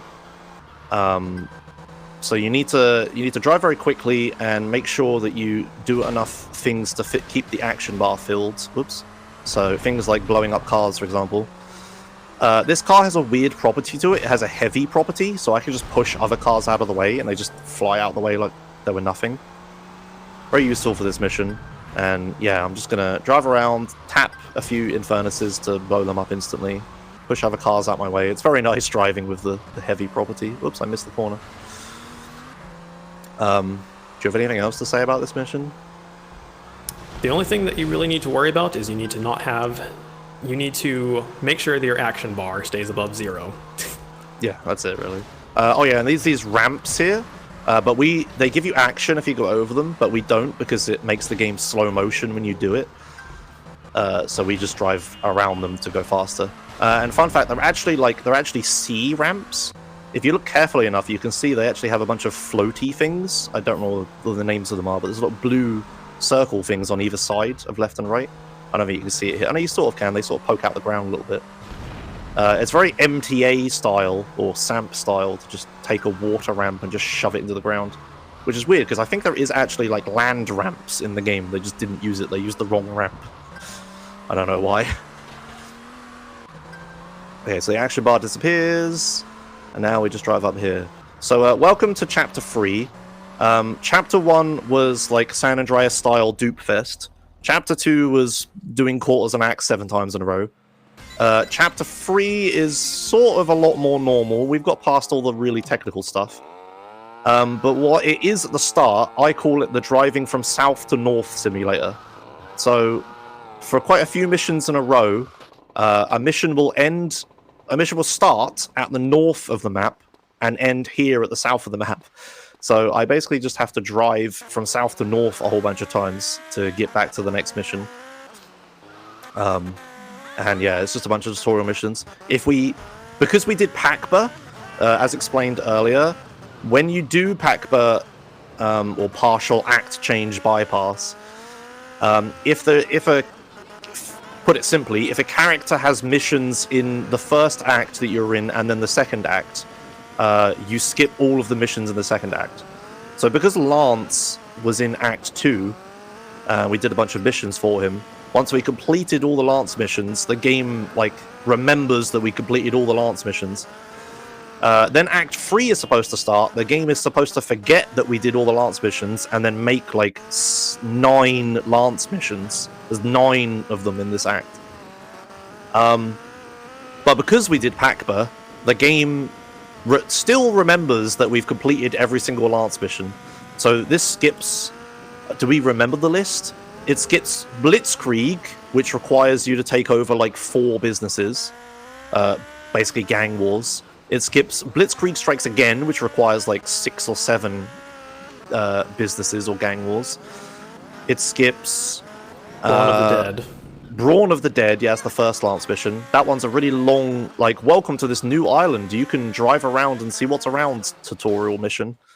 You just drive up and down the map to, like, learn it and then do a boring mini game at the other end. Is this mission going to fail on me? Oh, it didn't. Oh, no, it did. There we go. See, this keeps happening to me now. I swear it's because of the dupe before. It changes something. It's really weird. Kind of like that Lance failing thing. The one time I tried it, it didn't fail on me, but obviously sample size n equals 1. Yeah. What's that supposed to mean? Maybe it's not 100% of the time then. What other Lance missions do we skip? They're all terrible. There's turn on, tune in, bug out, which we used to dupe, and it was like a really pain in the ass because we had to do like a rocket asset before it. Or where rocket. It hurts the most. We had to do like a business takeover with a rocket launcher because we were on a rampage before because of that. And yeah, turn on, tune in, bug out. We had to like travel across the map and shoot a bunch of aerials on top of police stations when we got more and more wanted stars. And it was literally like the entire map we had to travel. What one did you say, sorry? Where it hurts the most. Oh yeah, where it hurts the most. That one is... Where it hurts the most is the one where you fly Louise around the map, right? In a helicopter? I think it's where you have to go rescue Louise. Oh yeah, you have to go rescue Louise. Yeah, and she's on like the other, literally as far away from you as possible on the other side of the map. What was the other one you said? Light My Pyre. Oh yeah, Light My Pyre was one of the ending ones. That was really terrible. You had to travel across the map on a bike, shooting a bunch of cars while Lance swerves in front of you and he can get shot by you and die, which is really bad. I fell off my jet ski. That's never happened before. There's another one of those. And then who could forget Domo Arigato Domestabato? That's not a Lance mission, is it? Actually, I'm not sure. I mean, we don't do it, right? That's a Gonzalez mission or a Diaz mission or something, isn't it? Yeah. It's been so long since I've done the mission, I forgot. Yeah, what is Domestabot? I don't remember. Okay, whatever. Anyway, yeah, basically, and White Lies, which was like an auto-scroller, we had to follow Lance around as he dropped paracetamol on the ground. Yeah, so basically we skip like an hour worth of content, and it's all like mostly terrible content as well, so that's good. And the other benefit of Pakba is we can do missions in any order, and it also, as well as skipping every single Lance mission, it just skips some other ones at not random, it's like predetermined which ones, but it's like for no good reason. It just skips them. And yeah, that's it really. The game kind of settles down here. We are finding, I say we, File... Oh god, why can I never remember this person's name? Yeah, thank you. They're finding new dupes in Chapter 3 every now and then. Like, because, sorry, the dupe I just did before this, Accidents Will Happen, that was like, yeah, literally found like 2 days ago. I learned it because it was right before a save anyway, so if I messed it up, it's fine, I'll just load the save and try again. And it's simple enough, you just skip the mission and then mash. Skip the cutscene at the right time and then mash, sorry. But yeah, that's about it. I'm driving from south to north again, on a PCJ, no less. How am I suddenly 3 minutes ahead? Oh, I guess because of Accidents Will Happen dupe. The run's invalid anyway, because I had to load a save. I was, like, low-key, as the kids say, hopeful for a world record this run. I do have a history of world recording marathon runs. But yeah, one difficult trick too many, and I finally messed one up by by running too quickly into a save marker of all things, which is a shame because this run was going okay, but you know, still, it's an entertaining run. That's all that matters. I'll get world record over at twitch.tv/Joshimus. All right, there you go. Self-plug. Oh yeah, we never said. I'm actually the world record holder for this game right now in this on like the non-emulator category.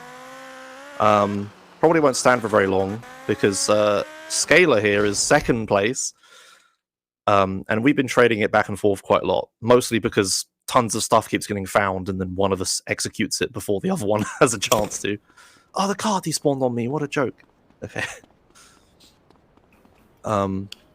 Yeah, but you've been dealing with horrendous amounts of snow recently, right? So Yeah. So I didn't have power for like 2 days. I shouldn't say that. I had power for like 3 hours every, like, it was 1 hour of power every 7 hours. So I only had 3 hours of power per day spaced out. So I was actually doing a run and then the power went out.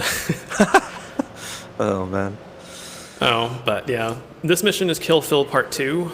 I think this is a good time to mention a little bit about the platforms that this game is on, and what you can do if you want to get this game. So if you want to play VCS legally, I don't think you can get it from PSN anymore. Someone in chat will probably say differently. I don't know. The situation was very strange. Rockstar seems to have just abandoned this game.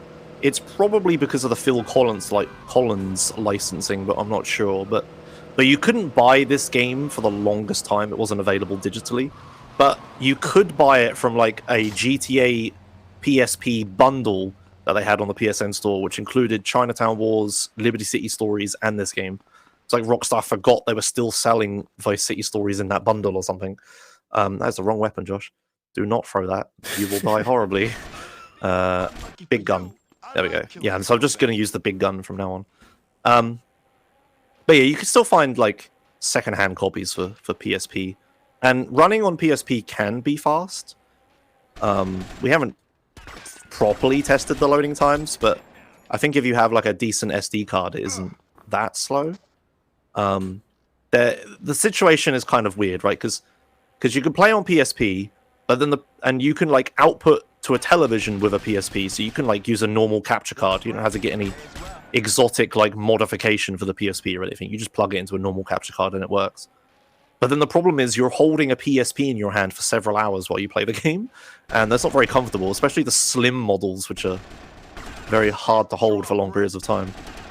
The other option is what I'm doing, or one of the other options is what I'm doing. I'm using a PSTV, which I just realized we never explained is a stripped down version of the PlayStation Vita, which plugs into televisions. It's like a little miniature home console version of a PS Vita. I would show it to you on the camera, but I'll probably unplug it if I move it. And that lets you use like controller and stuff, and it has like oh, I shot the first guy first. What am I doing? It has like an actual PSP built into it, like PS2 style with like a PS1 inside of it. So the emulation is like perfectly accurate and stuff. It's not really emulation, kind of. And that's good. But the other option is that you can use a PSP Go, which was like a digital-only version of the PSP that was released later in its lifespan. And it has the benefit of also having Bluetooth, so you can connect like PS3 controllers and use that. And I think that would be the best way to play the game, because you could use like a PSP, which is like the actual hardware, and you could use a controller so you don't kill your hands. The problem is, you can't. The PSP Go, you can't charge it and output to a television at the same time. And I don't know about you, but I don't feel like doing speedruns on a battery. So those are the options for speedrunning this game. The other, the fourth option is emulator, obviously. But the emulator for this is not very accurate at all, and there's a bunch of like emulator-only glitches that have to be banned because they're not in any official version of the game. So yeah, it's a sad sight with this game. It's very difficult to like get a copy of it and run it. Even though I think the run is really cool. This is like I jokingly call this run like San Andreas 2. It's like San Andreas if we had more cool glitches in San Andreas. it like works sort of similarly. That was before Pac-Man was found, and now I don't think there's anything similar like that in San Andreas that's going to get found, but who knows? Mugshot, Longshot. Do we have anything special to say about this mission? It's kind of like it's not really an auto scroller, but it's similar to Snail Trail in San Andreas, where you have to follow some guys around. Yeah. So what Josh is going to do is he's just going to drive to the police station, and he's going to take some photos of a guy for headshot of a magazine. Yeah, but in any case, not really, explain the story. Yeah. And we're gonna take his photos to the Printworks to get his headshot developed for his resume. But in any case, I think it's kind of just like a really slow, boring mission. Yeah, so we're looking for donations? some way to skip this mission, but how do we do it? We're not entirely sure. I did try duping this mission once, which wouldn't skip it, it would skip the next one. But unfortunately, it passes on different frames at the end, so you just pass an Umberto mission. But yeah, now's a pretty good time for donations. Paulus is probably itching to read them. Yes, we have quite a few here, actually. Okay, so. you've got plenty of time. Go ahead. Fantastic. So we have $10 from Bala for... No, I'm kidding. It is $10 from DTA saying, well, with the dip into the water, a holy diver thing happened. We also have $100 from Shoshi19 saying, Oh, man. I don't have any more stupid game jokes. Take my money for the finals of another amazing ESA marathon with great purpose. What's poppin', chat? Josh Paul. We also have $5 from Harvey Mutton saying, holy diver, you've fallen off the dock during ESA. Oh, don't you be so afraid. $50. $50 from Arrow saying, thanks to all the staff and the runners for ESA 2021. Good luck to Joshima's and Samurai Man on their runs.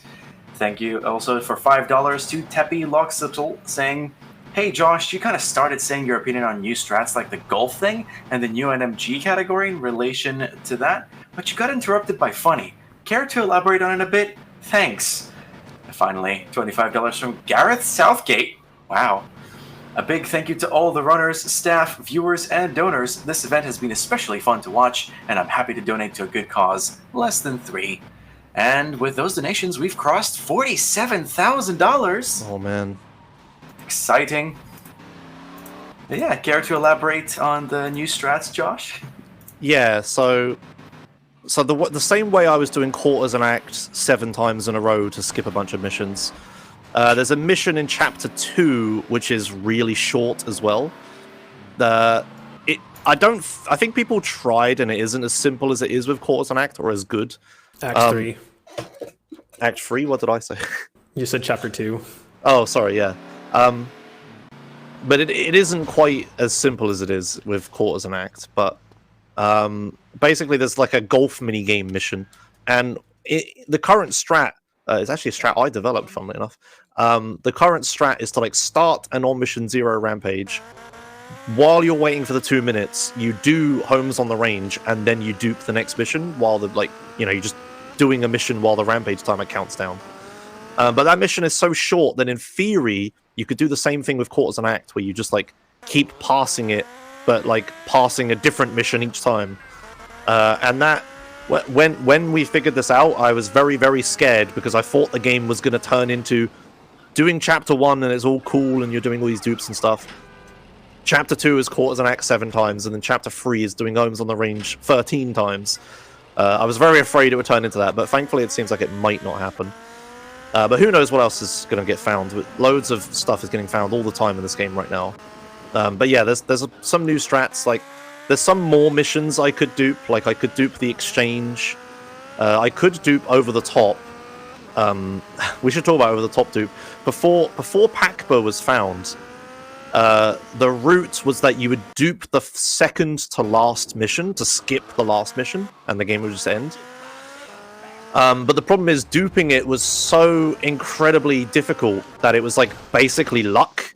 I always like to qualify it. Like when speedrunners say RNG, they often use this term incorrectly. RNG means random number generator, which means there's like a function in the game which rolls a dice and goes, you got 7, do this thing, right? That's RNG. The thing with over-the-top dupe is it wasn't like a random number generator RNG. It's what I call fleshy meat bag RNG, which is where I cannot mash the X button frame perfectly through a cutscene with exactly the same rhythm every single time. So we get seemingly random results from it. But it isn't random in a sense. It's just me pressing the button at not the same time every time. But yeah, it would turn into like over-the-top dupe was so horrible. Like trying to do the dupe, 50% of the time roughly the game would just crash on the final mission, which was horrible. And then the other 50% of the time you would actually do it. You'd get to do the mission. It was like difficult to do it because it was duped. And the game could crash at any moment because it was so unstable that it would just love to crash. And several times, I think more than once, I had a run where I had stolen the helicopter that you needed to steal, and I was flying to the final marker. The game was about to end, and the game crashed. Like, as I'm flying with world record pace towards the final marker. I'm pretty sure that happened to me more than once. Really, really heartbreaking. So, we technically could still do that dupe now, but thankfully it doesn't seem like it's faster because we'd have to like travel to a rampage marker and come back and stuff, so thankfully we don't do that anymore. But yeah, anyway, to finish my thought, I keep getting sidetracked, sorry. Any% right now is kind of like super broken. We're skipping more of the game than we're playing, which is good. Like, I'm happy, but a no major glitches category needs to exist at this point. And I didn't explain the cool thing I'm doing here. Oh, never mind. I invented this strat. That's all you need to know. Okay. But yeah, we need a no major glitches category at this point. Any% is like too ridiculous now. And yeah, I'll soon be running it probably, and a bunch of other people probably will as well. Okay, so golf minigame. I had to time that very carefully. I did it all. It's all good. I have to press X to skip the tutorial message, but X is also the same button to shoot the thing. So I have to press X very carefully, only skipping the tutorial message and not accidentally pressing it and setting my shot power and stuff. And yeah, I flew the plane to this island. This plane can only take off in water, but I can't climb from the water up to land. So what I do is that I jump out of the plane in a way that I land on land and the plane lands on water. And I have still enough time. I got loads of time, actually. I did this really quickly. I've got enough time so that the rampage is still ticking, and I can dupe this mission, Hostile Takeover, with the rampage. Hostile Takeover dupe. Is there anything we need to explain here? Now we're together. So we used to do Hostile Takeover normally, but a few weeks ago I was doing a derusting attempt after having taken a few days off from running the game, and it was just going really badly. So I failed several missions multiple times, and at some point I just got incredibly disoriented where I was in the run, with where I was in the run to failing missions. And so I got into this mission marker, thinking that it was unfriendly competition, and I accidentally duped this mission, Hostile Takeover. And I continued the run, and I found out that what's expected to happen if you dupe Hostile Takeover is it will skip Unfriendly Competition, which is a really, really hard mission if you've ever played the game casually. It's the one with all the swimsuit girls at the pool party. With lots of large guns. Yes. So I used to dupe Unfriendly Competition in previous speedruns, like before this skip was found. But, like, let me explain what happens with Unfriendly Competition dupe. Like, whenever you do Unfriendly Competition, only half of the girls at the pool will count towards your counter whenever you take them out. And it's completely random on which girls count, so you can just be there for a very long time. You had to take out 12 girls, I think.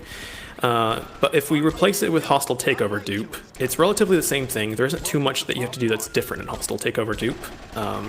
For Hostile Takeover dupe, you have to take out 15 bikers. So it's relatively, it's kind of faster. And in a way, you also replace Unfriendly Competition dupe with having to just do, burning bridges at the very end of the run. I just realized I forgot to pick up more big gun ammo, so I don't have enough. There's a strat you can do here where you shoot all those guys with the big gun ammo before they can drive away, but I'm not going to be able to do it. I'm going to have to just do it old school. Uh-oh, I can't do it old school either. Okay, where's the big gun? more than you. I'll just kill a few of them and take their bike. Yeah, I messed up. I forgot to grab more ammo. It's because the route changed and we dupe accidents will happen, so we're skipping the mission where I would normally pick up more ammo. It's throwing me off. It's fine. I can recover from this. I'll just go pick up ammo in a bit. Hopefully I don't die here. You have to go back and get that guy. Yeah. This is a bit slow because I should have killed them all by now a long time ago. Is that all of them? Okay, cool. Never mind. When should I pick up more big gun? Actually, no, I should be fine. There's not more. Is there more times I need it? I'm trying to think. No. It's just the final mission, and I can just... Oh, sorry, last stand, and I can just use the AK. It's fine. Yeah. Anyway, continue, sorry. Or were you done? Sorry. Oh, God! Oh, no! Oh, that complicates things quite a lot. You can't buy your weapons back when you get busted, can you? No, you can. But I think Where? the pager screwed you over. Oh, okay, great. Sick. That's a problem. Okay. Yeah, if the marker disappears, I think it's GG on that. Okay, that's a thing that happened. Okay, so what do I need? I need Molotovs in order to death warp. I can replace them with grenades, and I know where grenades spawn. Oh, I could grab the remote grenades right now, couldn't I? Yeah. Let's do that just to be safe in case I forget to get the correct grenades later. Oh, the car doesn't spawn. Oh, this is so arse. What the hell? Okay. You get a Phoenix, so... Yeah, sure, but... the Deluxo is cool. It's an exclusive vehicle as well. Oh well. But yeah, I need big gun. I need a explosive to teleport to hospitals with. I'll just take this. It's fine. Is this fine? This is fine, right? You don't need any guns for... actually, no, you do need a gun. Yeah, I'll need to kill all the dudes in this mission.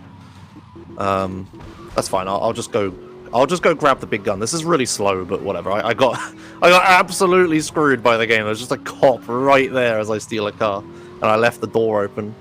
I could have shut the door and maybe got away with it, but I didn't expect that I was going to get busted instantly. What can I say? Okay. Anyway, continue. I know how to recover. It's okay. The nice thing that's the nice convenient thing about PACBA also is that there's another mission that we seemingly gets randomly skipped. So like what would happen is we would do unfriendly competition dupe to skip Highwire, which is the mission after that, which is Mendez mission, right? Yeah. Yes, and it's a really, really long, horrible mission. Yeah, I think you have to fly around in a helicopter, right? Have you ever done it? I've done it once, casually. Okay, yeah, we've been skipping that mission for a long time. Yeah, it's you fly across the entire map with a helicopter waiting for cars to do things. It's really horrible. So what would happen is we would use unfriendly competition dupe to skip that mission. But as it turns out, if you dupe hostile takeover, you actually PACBA will actually cause you to be able to skip the mission unfriendly competition as well as Highwire. So that was something that was really convenient that we didn't know already until I goofed and found it accidentally. Yeah. That's how a lot of skips in this game recently have been found, is people doing the wrong thing. Yeah, it's just all kind of accidentally, like we found the out of bounds thing because I accidentally drove into a wall on a police bike. We never did explain Vigilante, why we need that for a rampage, but I guess at this point we're just not going to explain it. How do we not explain that? It's like the fundamental... I don't know. Long story short, we need Vigilante to get an on Mission Zero rampage, which is why I've been getting police bikes the whole time before I start a rampage. You can't just start a rampage and start a mission. It's not that simple. Okay. Did an Omega strat there. All right. Yeah. This mission's going to be a little bit weird. So I did a thing earlier where I let a rampage end while I was in a cinematic cutscene. And normally when a rampage ends, it takes like all the ammo you had away from you. So like if you do a Molotov rampage, the game gives you 30,000 Molotov ammo. And you have to use that for the rampage. And then at the end of the rampage, it takes that Molotov away from you and then gives you your normal guns back. Also, I should not have done that. I almost died. It's too cool to not do though. Doesn't save any time. But because I was in a cinematic cutscene, there's money here. because I was in a cinematic cutscene when the rampage ends, for whatever reason, it just fails to take the weapon away from you. So I had essentially infinite Molotov ammo earlier. We used to do a thing where we used to get infinite AK ammo as well, and that was pretty nice. So I was going to use Molotovs in this mission. I was just going to chuck a load of Molotovs until everybody died and be done with it. But because I got busted and I couldn't buy my weapons back because a pager came in instantly, yeah, now I'm really going to be scrounging for weapons. I know there's a Molotov spawn, and Momo is going to be really mad because he's been convincing me to learn it to pick it up in a certain mission to do a slightly different route.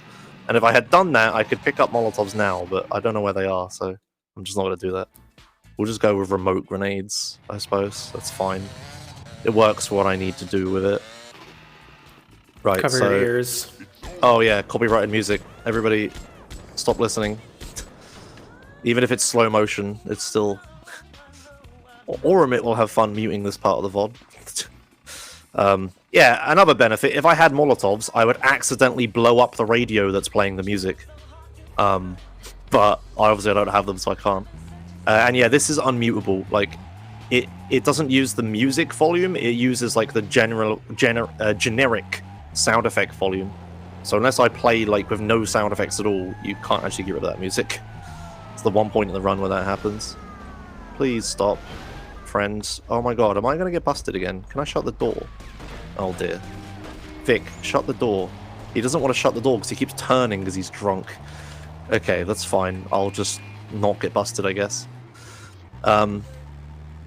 Yes, we stole back all of the paracetamol that we were supposed to be selling to some people, and now we're going to drive it back. But yeah, Chapter 3 is mostly normal at this point in the route. Yeah, like I was saying, there are some more dupes that I could have learned, but I didn't because they're scary, and it's right before a marathon run. But yeah, it kind of calms down now and just turns into a normal GTA. And oh god, can I like not? Oh, thank you. Now don't arrest me. Okay, I'm gonna go the other way.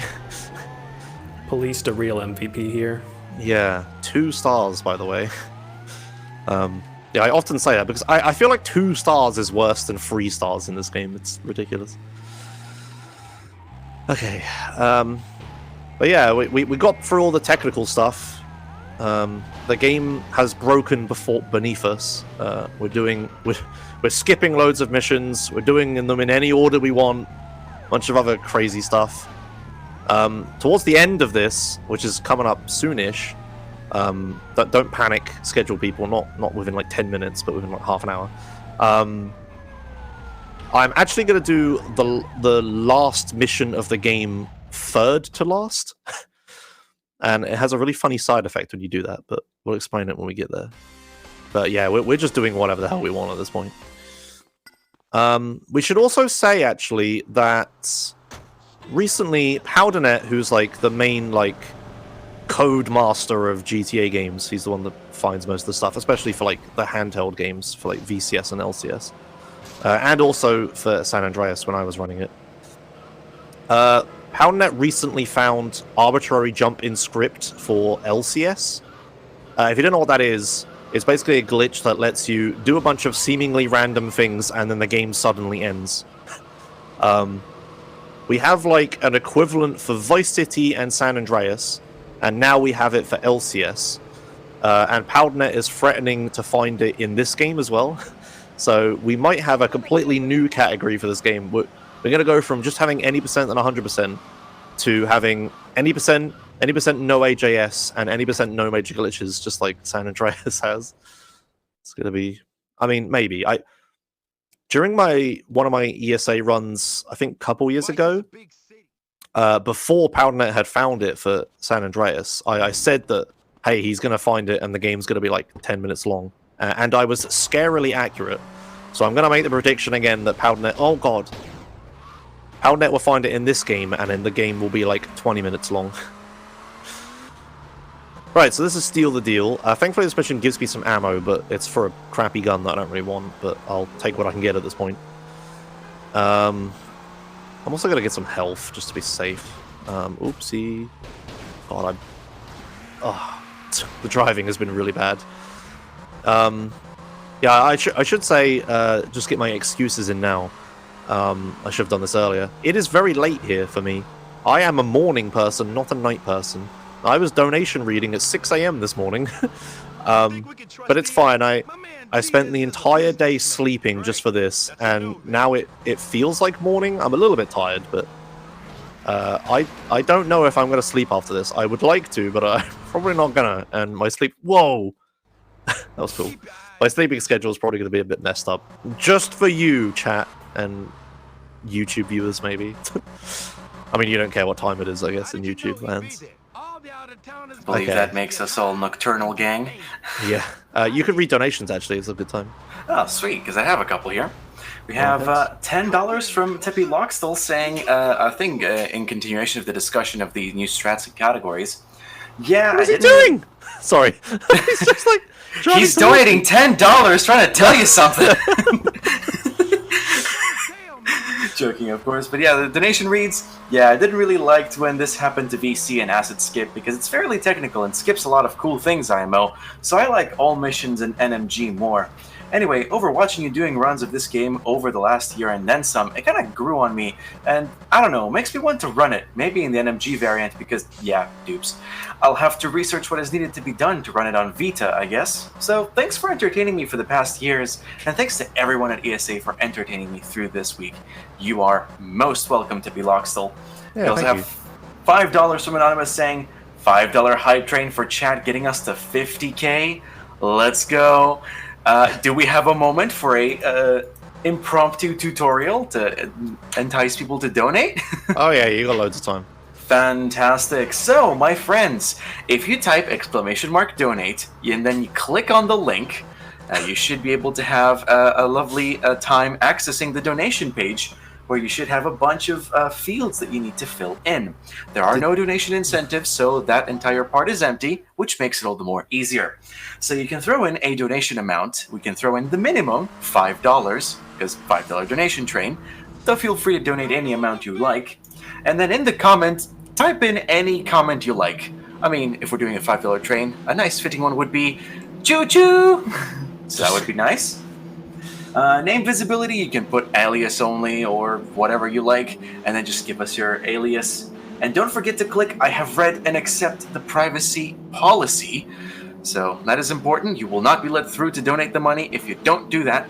So then you click the donate button, you're ran through the PayPal payment stuff, and then we'll have your donation in. So get those donations in, let's hit 50k, and let us also get towards 51,985, which was the donation total from summer 2020. If we hit that, I'm sure that would be really nice. So get those donations in. Yeah, that's a big goal to hit. Big goal. See if we can hit it. Yeah. I can't help but notice that you just told like several thousands people to type !donate in the chat. I don't think the bot will respond to all of them. I'm sure if it works for one, it'll work for them all. Okay. I'm sure there's worse things to spam in chat. It's alright. It's fine. Back to you guys. Okay, thank you. This mission's still not over, funnily enough. We're still stealing the deal. Yeah, it's just a mission where you just follow this guy. We're really close to where we started, annoyingly. Like, we were just over there, was where the club was a minute ago. But yeah, if you are interested in running this game, as the person with the name I forgot already because I'm an idiot said a second ago, I would suggest heading over to the GTA speedrunning Discord. I'm sure this entire marathon, like every single speedrunner has been like, oh, if you want to learn this game, head over to the Discord for this game. So hopefully it's obvious at this point. But if you go to speedrun.com/GTA VCS, don't forget the S, because otherwise you'll go to the wrong one. There should be a Discord link there, and then there's like a GTA handhelds help room that you can go in and ask for help. We combined we should probably split the handheld games into different rooms now that I think about it, because VCS and LCS are both active at the moment, which is unusual. But yeah, no major glitches. I don't think there's a tutorial right now. Maybe there is. Maybe Momo wrote a route guide. I'm not sure. But it's simple enough. You just do the missions quickly, right? Another thing I would like to say is that 100% of this game has been rooted for quite some time and has had a very unfortunate history of 100%. Oh my god. Okay, do I want to go through this? So 100%, we had someone tried 100% many, many years ago. They were at the very end of the run after like 20 hours or something, Runner Hayworth. He was doing Vigilante in a Hunter, because that's the fastest way to do it. And towards right at the end of the run, his Hunter despawned with him in it. And when your character despawns in GTA games, you're just left controlling nothing. Like the camera is there, and you could like, I think you could look around and stuff, but you don't have like a ped in the world that you can control anymore. So you essentially softlock in a very hilarious way. And I've only ever seen it happen like 2 or 3 times ever in any GTA game. So that was unfortunate, and then he never tried that run again. Then we had another run from someone, but then it turned out they cheated, so we had to remove that one. And then we had another run recently, but then that runner decided to, I'm going the wrong way, decided to delete all of their videos and any evidence of them ever doing it, which was unfortunate. So 100% really needs runners. I would like to do it, but I also like to sleep, and 100% of this game is probably in the range of like 12 to 16 hours. It's hard to know because nobody does it.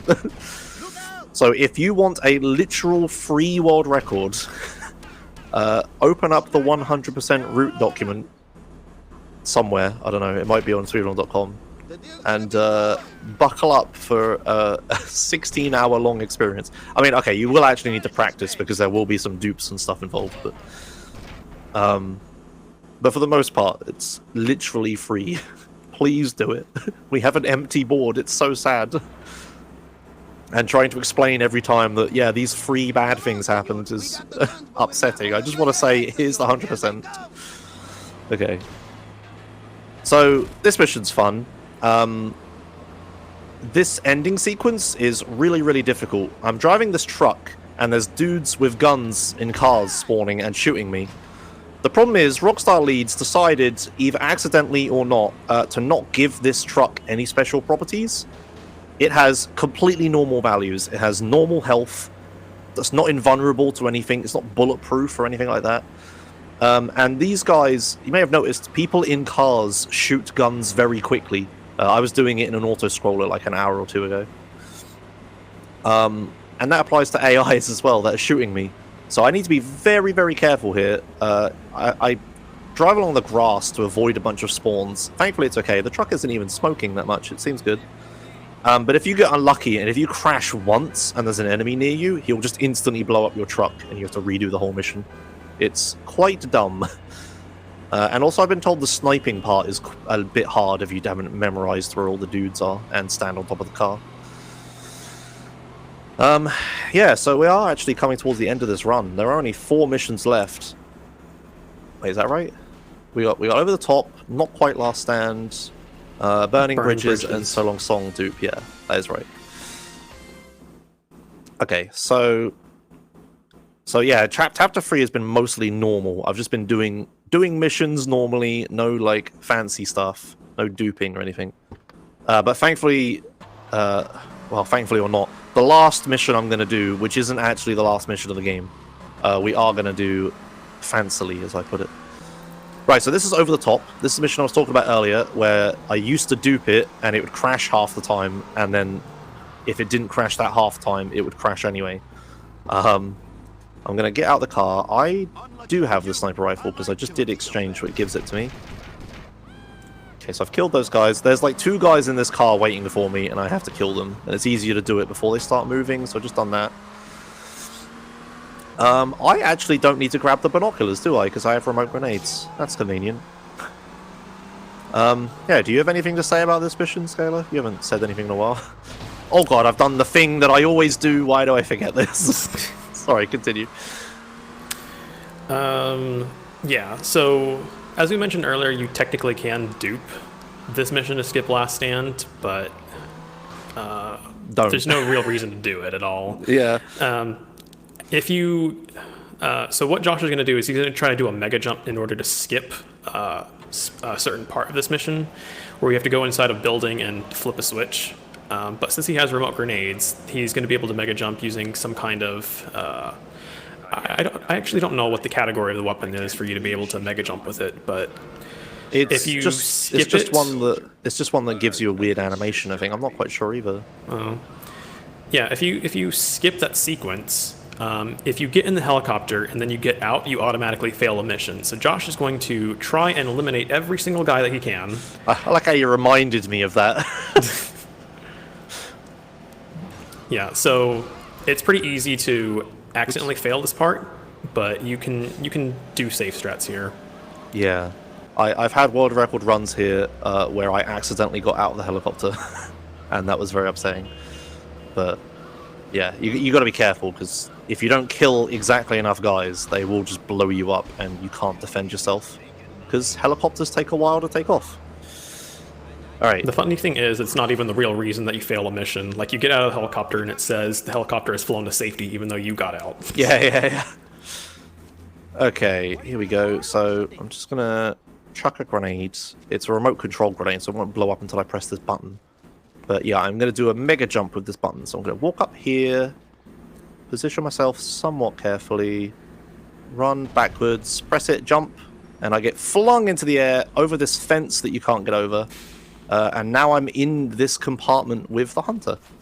So now I'm going to kill some guys. I don't have an AK-47, which is normally the gun I use here, so I'm going to have to improvise a bit.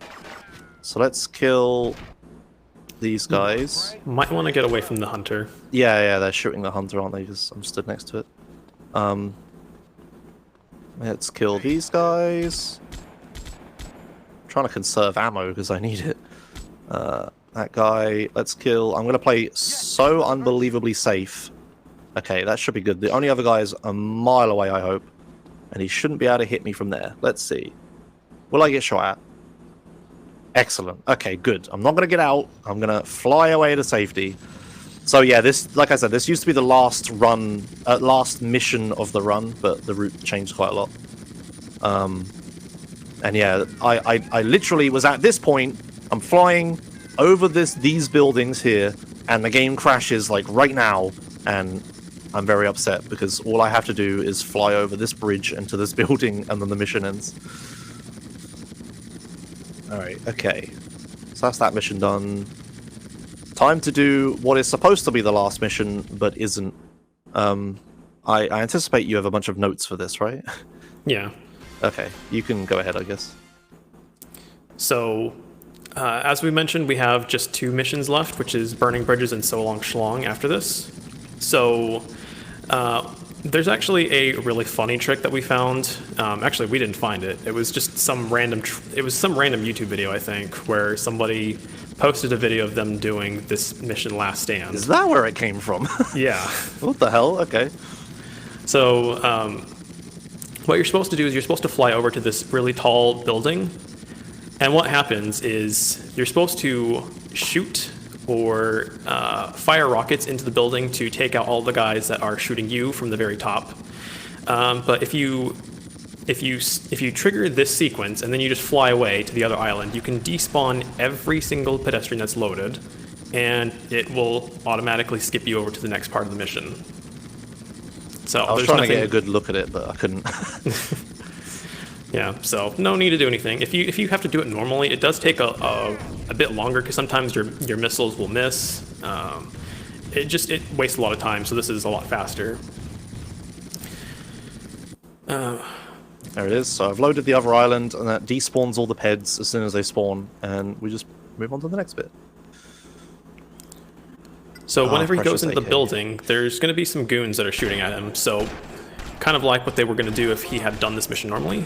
These goons have a lot of health, so you either need to shoot them twice with this gun that he has open or up right now. What you could do is if you had the AK, if Josh were trying to conserve ammo, if he had the AK still, you could shoot them in the leg or the arm, and that would take them down pretty much instantly. But I can't manual aim. It's broken. That's a thing that happens sometimes. You can manual aim with weapons, but for a bunch of reasons, sometimes the button just doesn't work anymore, so I can't do it. Never mind. Okay, so that's all the goons dead. Now for the helicopter part. So there's a trick that you can do where you can, actually I'll wait for the helicopter to come on screen, I'm on a bit of a delay, but there's a trick that you can do where you can snipe this helicopter before you're supposed to do it intended. And you need to destroy this helicopter in order to progress the mission. But if you do it right now, then you just need to take out these guys, and then you can just go to the roof. Yep. Now for what's supposed to be the final boss battle against two characters that you don't know who are, because I've skipped all the cutscenes and a bunch of missions. Okay. Switch your grenades. Yep. You want to explain what's happening? So what normally happens is, because this is intended to be the last mission of the game, it would take you over to the credits, because you've passed every single mission that's on the map. But since you haven't passed every single mission, it just takes you to this black loading screen. And you technically do have control, but you'd just be in this black loading screen forever. So what you do is you can actually grenade yourself, and you would end up getting out of this loading screen. Why am I not dying? Can you press start? Okay. What the? That was weird. I just eventually spawned. What happened? I don't understand. Okay, keep explaining. I got through it, I guess. Yeah, so if you... Normally what would happen is the credits would play there, but since there is no credits after that mission, since we didn't complete everything, then you just get stuck in that black loading screen forever until you can... Unless you can death warp. But in any case, we have 2 missions left, which is... the next one that we're going to do is Burning Bridges. And Josh got busted earlier, which took away all of his weapons, but conveniently enough, this mission will also get rid of your weapons, so there's not really too much to worry about at this point. I just realized I bought my weapons back again. Why do I always do this? Yeah, this mission takes all of your weapons away. It despawns most of them, but some of them will be behind me, but there's no point picking them up at this point. There's only a few missions left, so I'm just gonna not. But I bought my weapons back when I died. It was pointless. I'm gonna lose them here. Oh god, what are you doing? Jeez.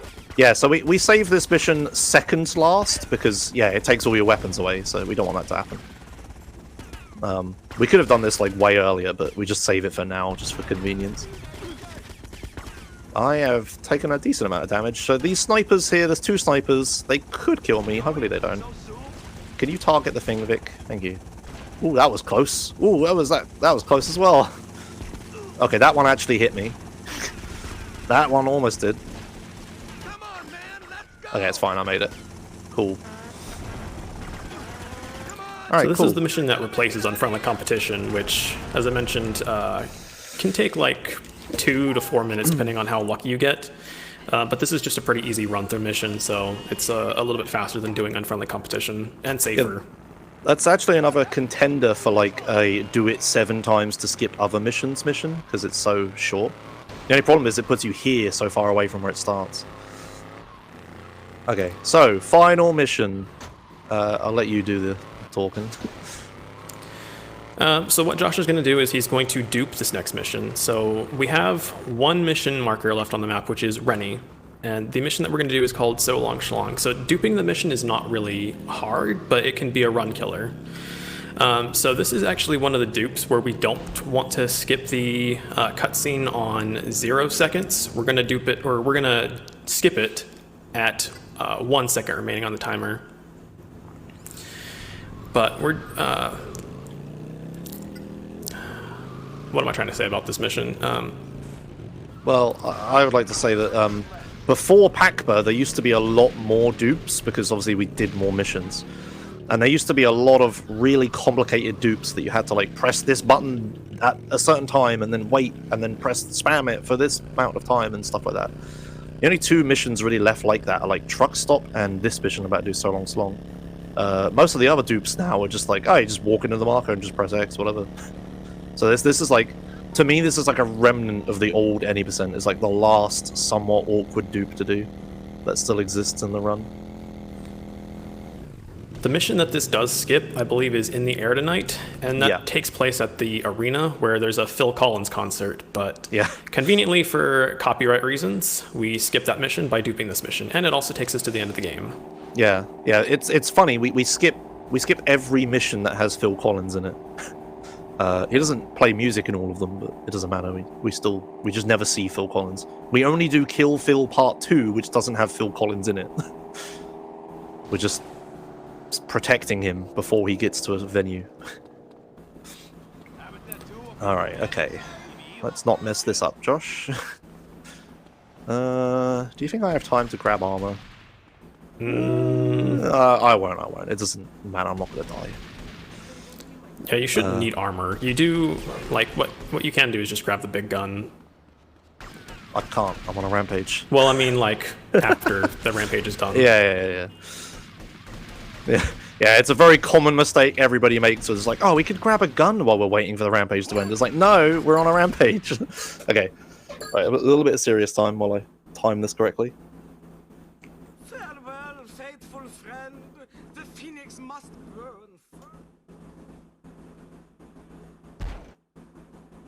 Ooh. Diego's men will be here any second. Any second.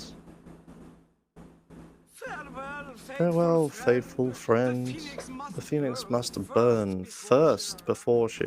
Okay, so I can skip that cutscene a little bit quicker, but it's scary. So I waited a little bit longer than I needed to. Okay, so I've successfully duped the mission with the careful timing. Yeah, and now I need to kill exactly 24 guys, and I'm not going to forget to count. But I'll count in my head. You can keep talking. So what we're going to do is we're going to eliminate 24 guys, as Josh mentioned. This part, casually, is kind of easy, but when you dupe it, there's twice as many guys, so it goes by a little bit quicker since you can take out twice as many guys at once.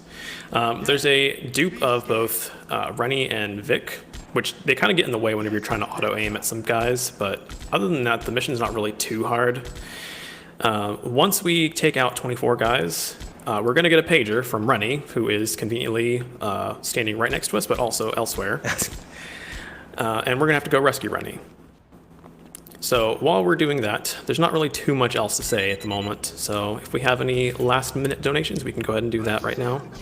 Indeed, indeed. I believe some people have followed my advice for that $5 donation train. Not many, so I do expect the pace to be picking up from here on out. We don't have much time left. But we have $5 from Balla for Life, and they're saying, donate chat, we gotta hit 50K. Kept me in suspense. Yes. We also have $5 from Lance Vance, ooh, name rings a bell, saying, he killed my brother. What did you expect me to do? Mow his lawns? Oh, That's whoops. the wrong game. Wrong game, says the rest of the comment. And then we have $25 from Anonymous with no comment, and another $5 from Diaho with no comment as well. But thank you all for those generous donations, and keep them coming. Let's see that train going. Come on. Back to you guys. Thanks. All right. Another difficult part. Scalr can explain again. So I've had several runs where I just get to this bit and Rennie instantly dies. That's literally never happened to me. I don't understand why it happens to you. I don't know, I guess it's because I was playing on real PSP. I'm not sure what the situation is. I did for a long time as well. I don't know. It's weird. Anyway, continue. Oops. Rennie needs to go to the hospital, so we need to take Rennie to the hospital as fast as we can. But we also have twice as many guys coming after us. So there's a bunch of goons coming after Rennie. I'm doing safe strats, by the way. Oh, you don't have Rennie yet. Yeah. All the goons want Rennie's autograph, so we gotta save Rennie from the paparazzi. But as we drive, so this is actually a safer route that we developed. It is a little bit marginally faster than the route that we used to do, which is we go on the other side of this river that you see on the right-hand side. But you can get really unlucky here, where Josh just went over that ramp. The goons can pop your tires in mid-air. There's also more goons that come up. They just spawn in really large blocks. But if they pop your tires, it's kind of just like over. Josh needs to get away from the goons as quick as possible. Yeah, I'm on it. I'm trying. Yeah, it's a little sketchy. And it just got a little bit more sketchy. Rennie, do you mind running away from the exploding car? Cheers. Now, Rennie, don't get run over or killed. Get in this one. Okay. Somehow, the guys got stuck in the little hotel area. I got really lucky there. They could have killed me. Oh god, hello friends. This has gone horrendously wrong. I even did like really safe strats with the Phoenix. Whatever. I got there. And there's Okay, a chance the game could crash in this Why very would you final say cutscene. that? Why would you say it? It won't. It never happens. Smiley face. Okay, right. Good. And yeah, we did it. Right, time's coming up. As soon as the credits start, time will happen. Where am I? Oh, I didn't break my neck. Okay. And time. Hooray! Woo! I had to I cheat miss- for good luck. I miss an audience. I don't hear you clapping. It's sad. Okay, thank you. There you go. Very good. Okay. Final Yeah. time, 2 hours, 22 minutes, and 44 seconds. Nice. Okay. Awesome. Well, that was Grand Theft Auto Vice City Stories done as quickly as anyone's ever done it. I think that's world record pace, right? Just with a save loaded in the middle. Because my timer says 2:16, which is apparently 8 minutes faster than my PB. But yeah, I unfortunately messed up the second PACBA setup, so we didn't. This isn't a real run, but it effectively would be. I would have had exactly the same situation and everything. Okay, cool. Well, thanks a lot for watching. Thanks a lot, Scalr, for commentating. It was very helpful. I could concentrate on what I was doing. Glad to be here. Yeah, and yeah, shout outs to everyone in the GTA speedrunning community. I'm terrible at names, so I won't bother trying to list them unless you've taken notes on it, Scalr. Feelito, Powdnet, Nabnoob. Oh gosh, you're all putting me on the spot on this. Lots of people Yeah, I that's don't why I remember. don't do it. Yeah, loads of people have helped to this game. It's a really cool speedrun. Like I said at the start, it's in a weird place where we understand the game on a very technical level, but don't understand it like super well on a basic like speedrun level. So yeah, it's a really awesome run. I know it's not as popular as San Andreas, but I think it's pretty cool. But yeah, thanks a lot for watching. I don't have too much else to say. Don't go anywhere though, because Paulus is about to introduce the next run. Yes. I was just gonna run us into the intermission here, but before I do, a couple more donations here that have come in. $5 from NotShoshi19 saying, "Hey Josh, some curling game on the you know which channel to run out of this great night." No, I'm going to bed, my friend. A very valid strategy. We also have $5 from Teppy Loxtel saying, "Farewell, faithful friend. The phoenix must burn first before she rises." And finally, $10 from Gabby and Greg going, "Choo choo!" And choo choo indeed. Keep those donations coming as we run a very quick, ultra quick, may I say, intermission before our very next game, Grand Theft Auto Chinatown Wars. Don't go away. We'll be right back.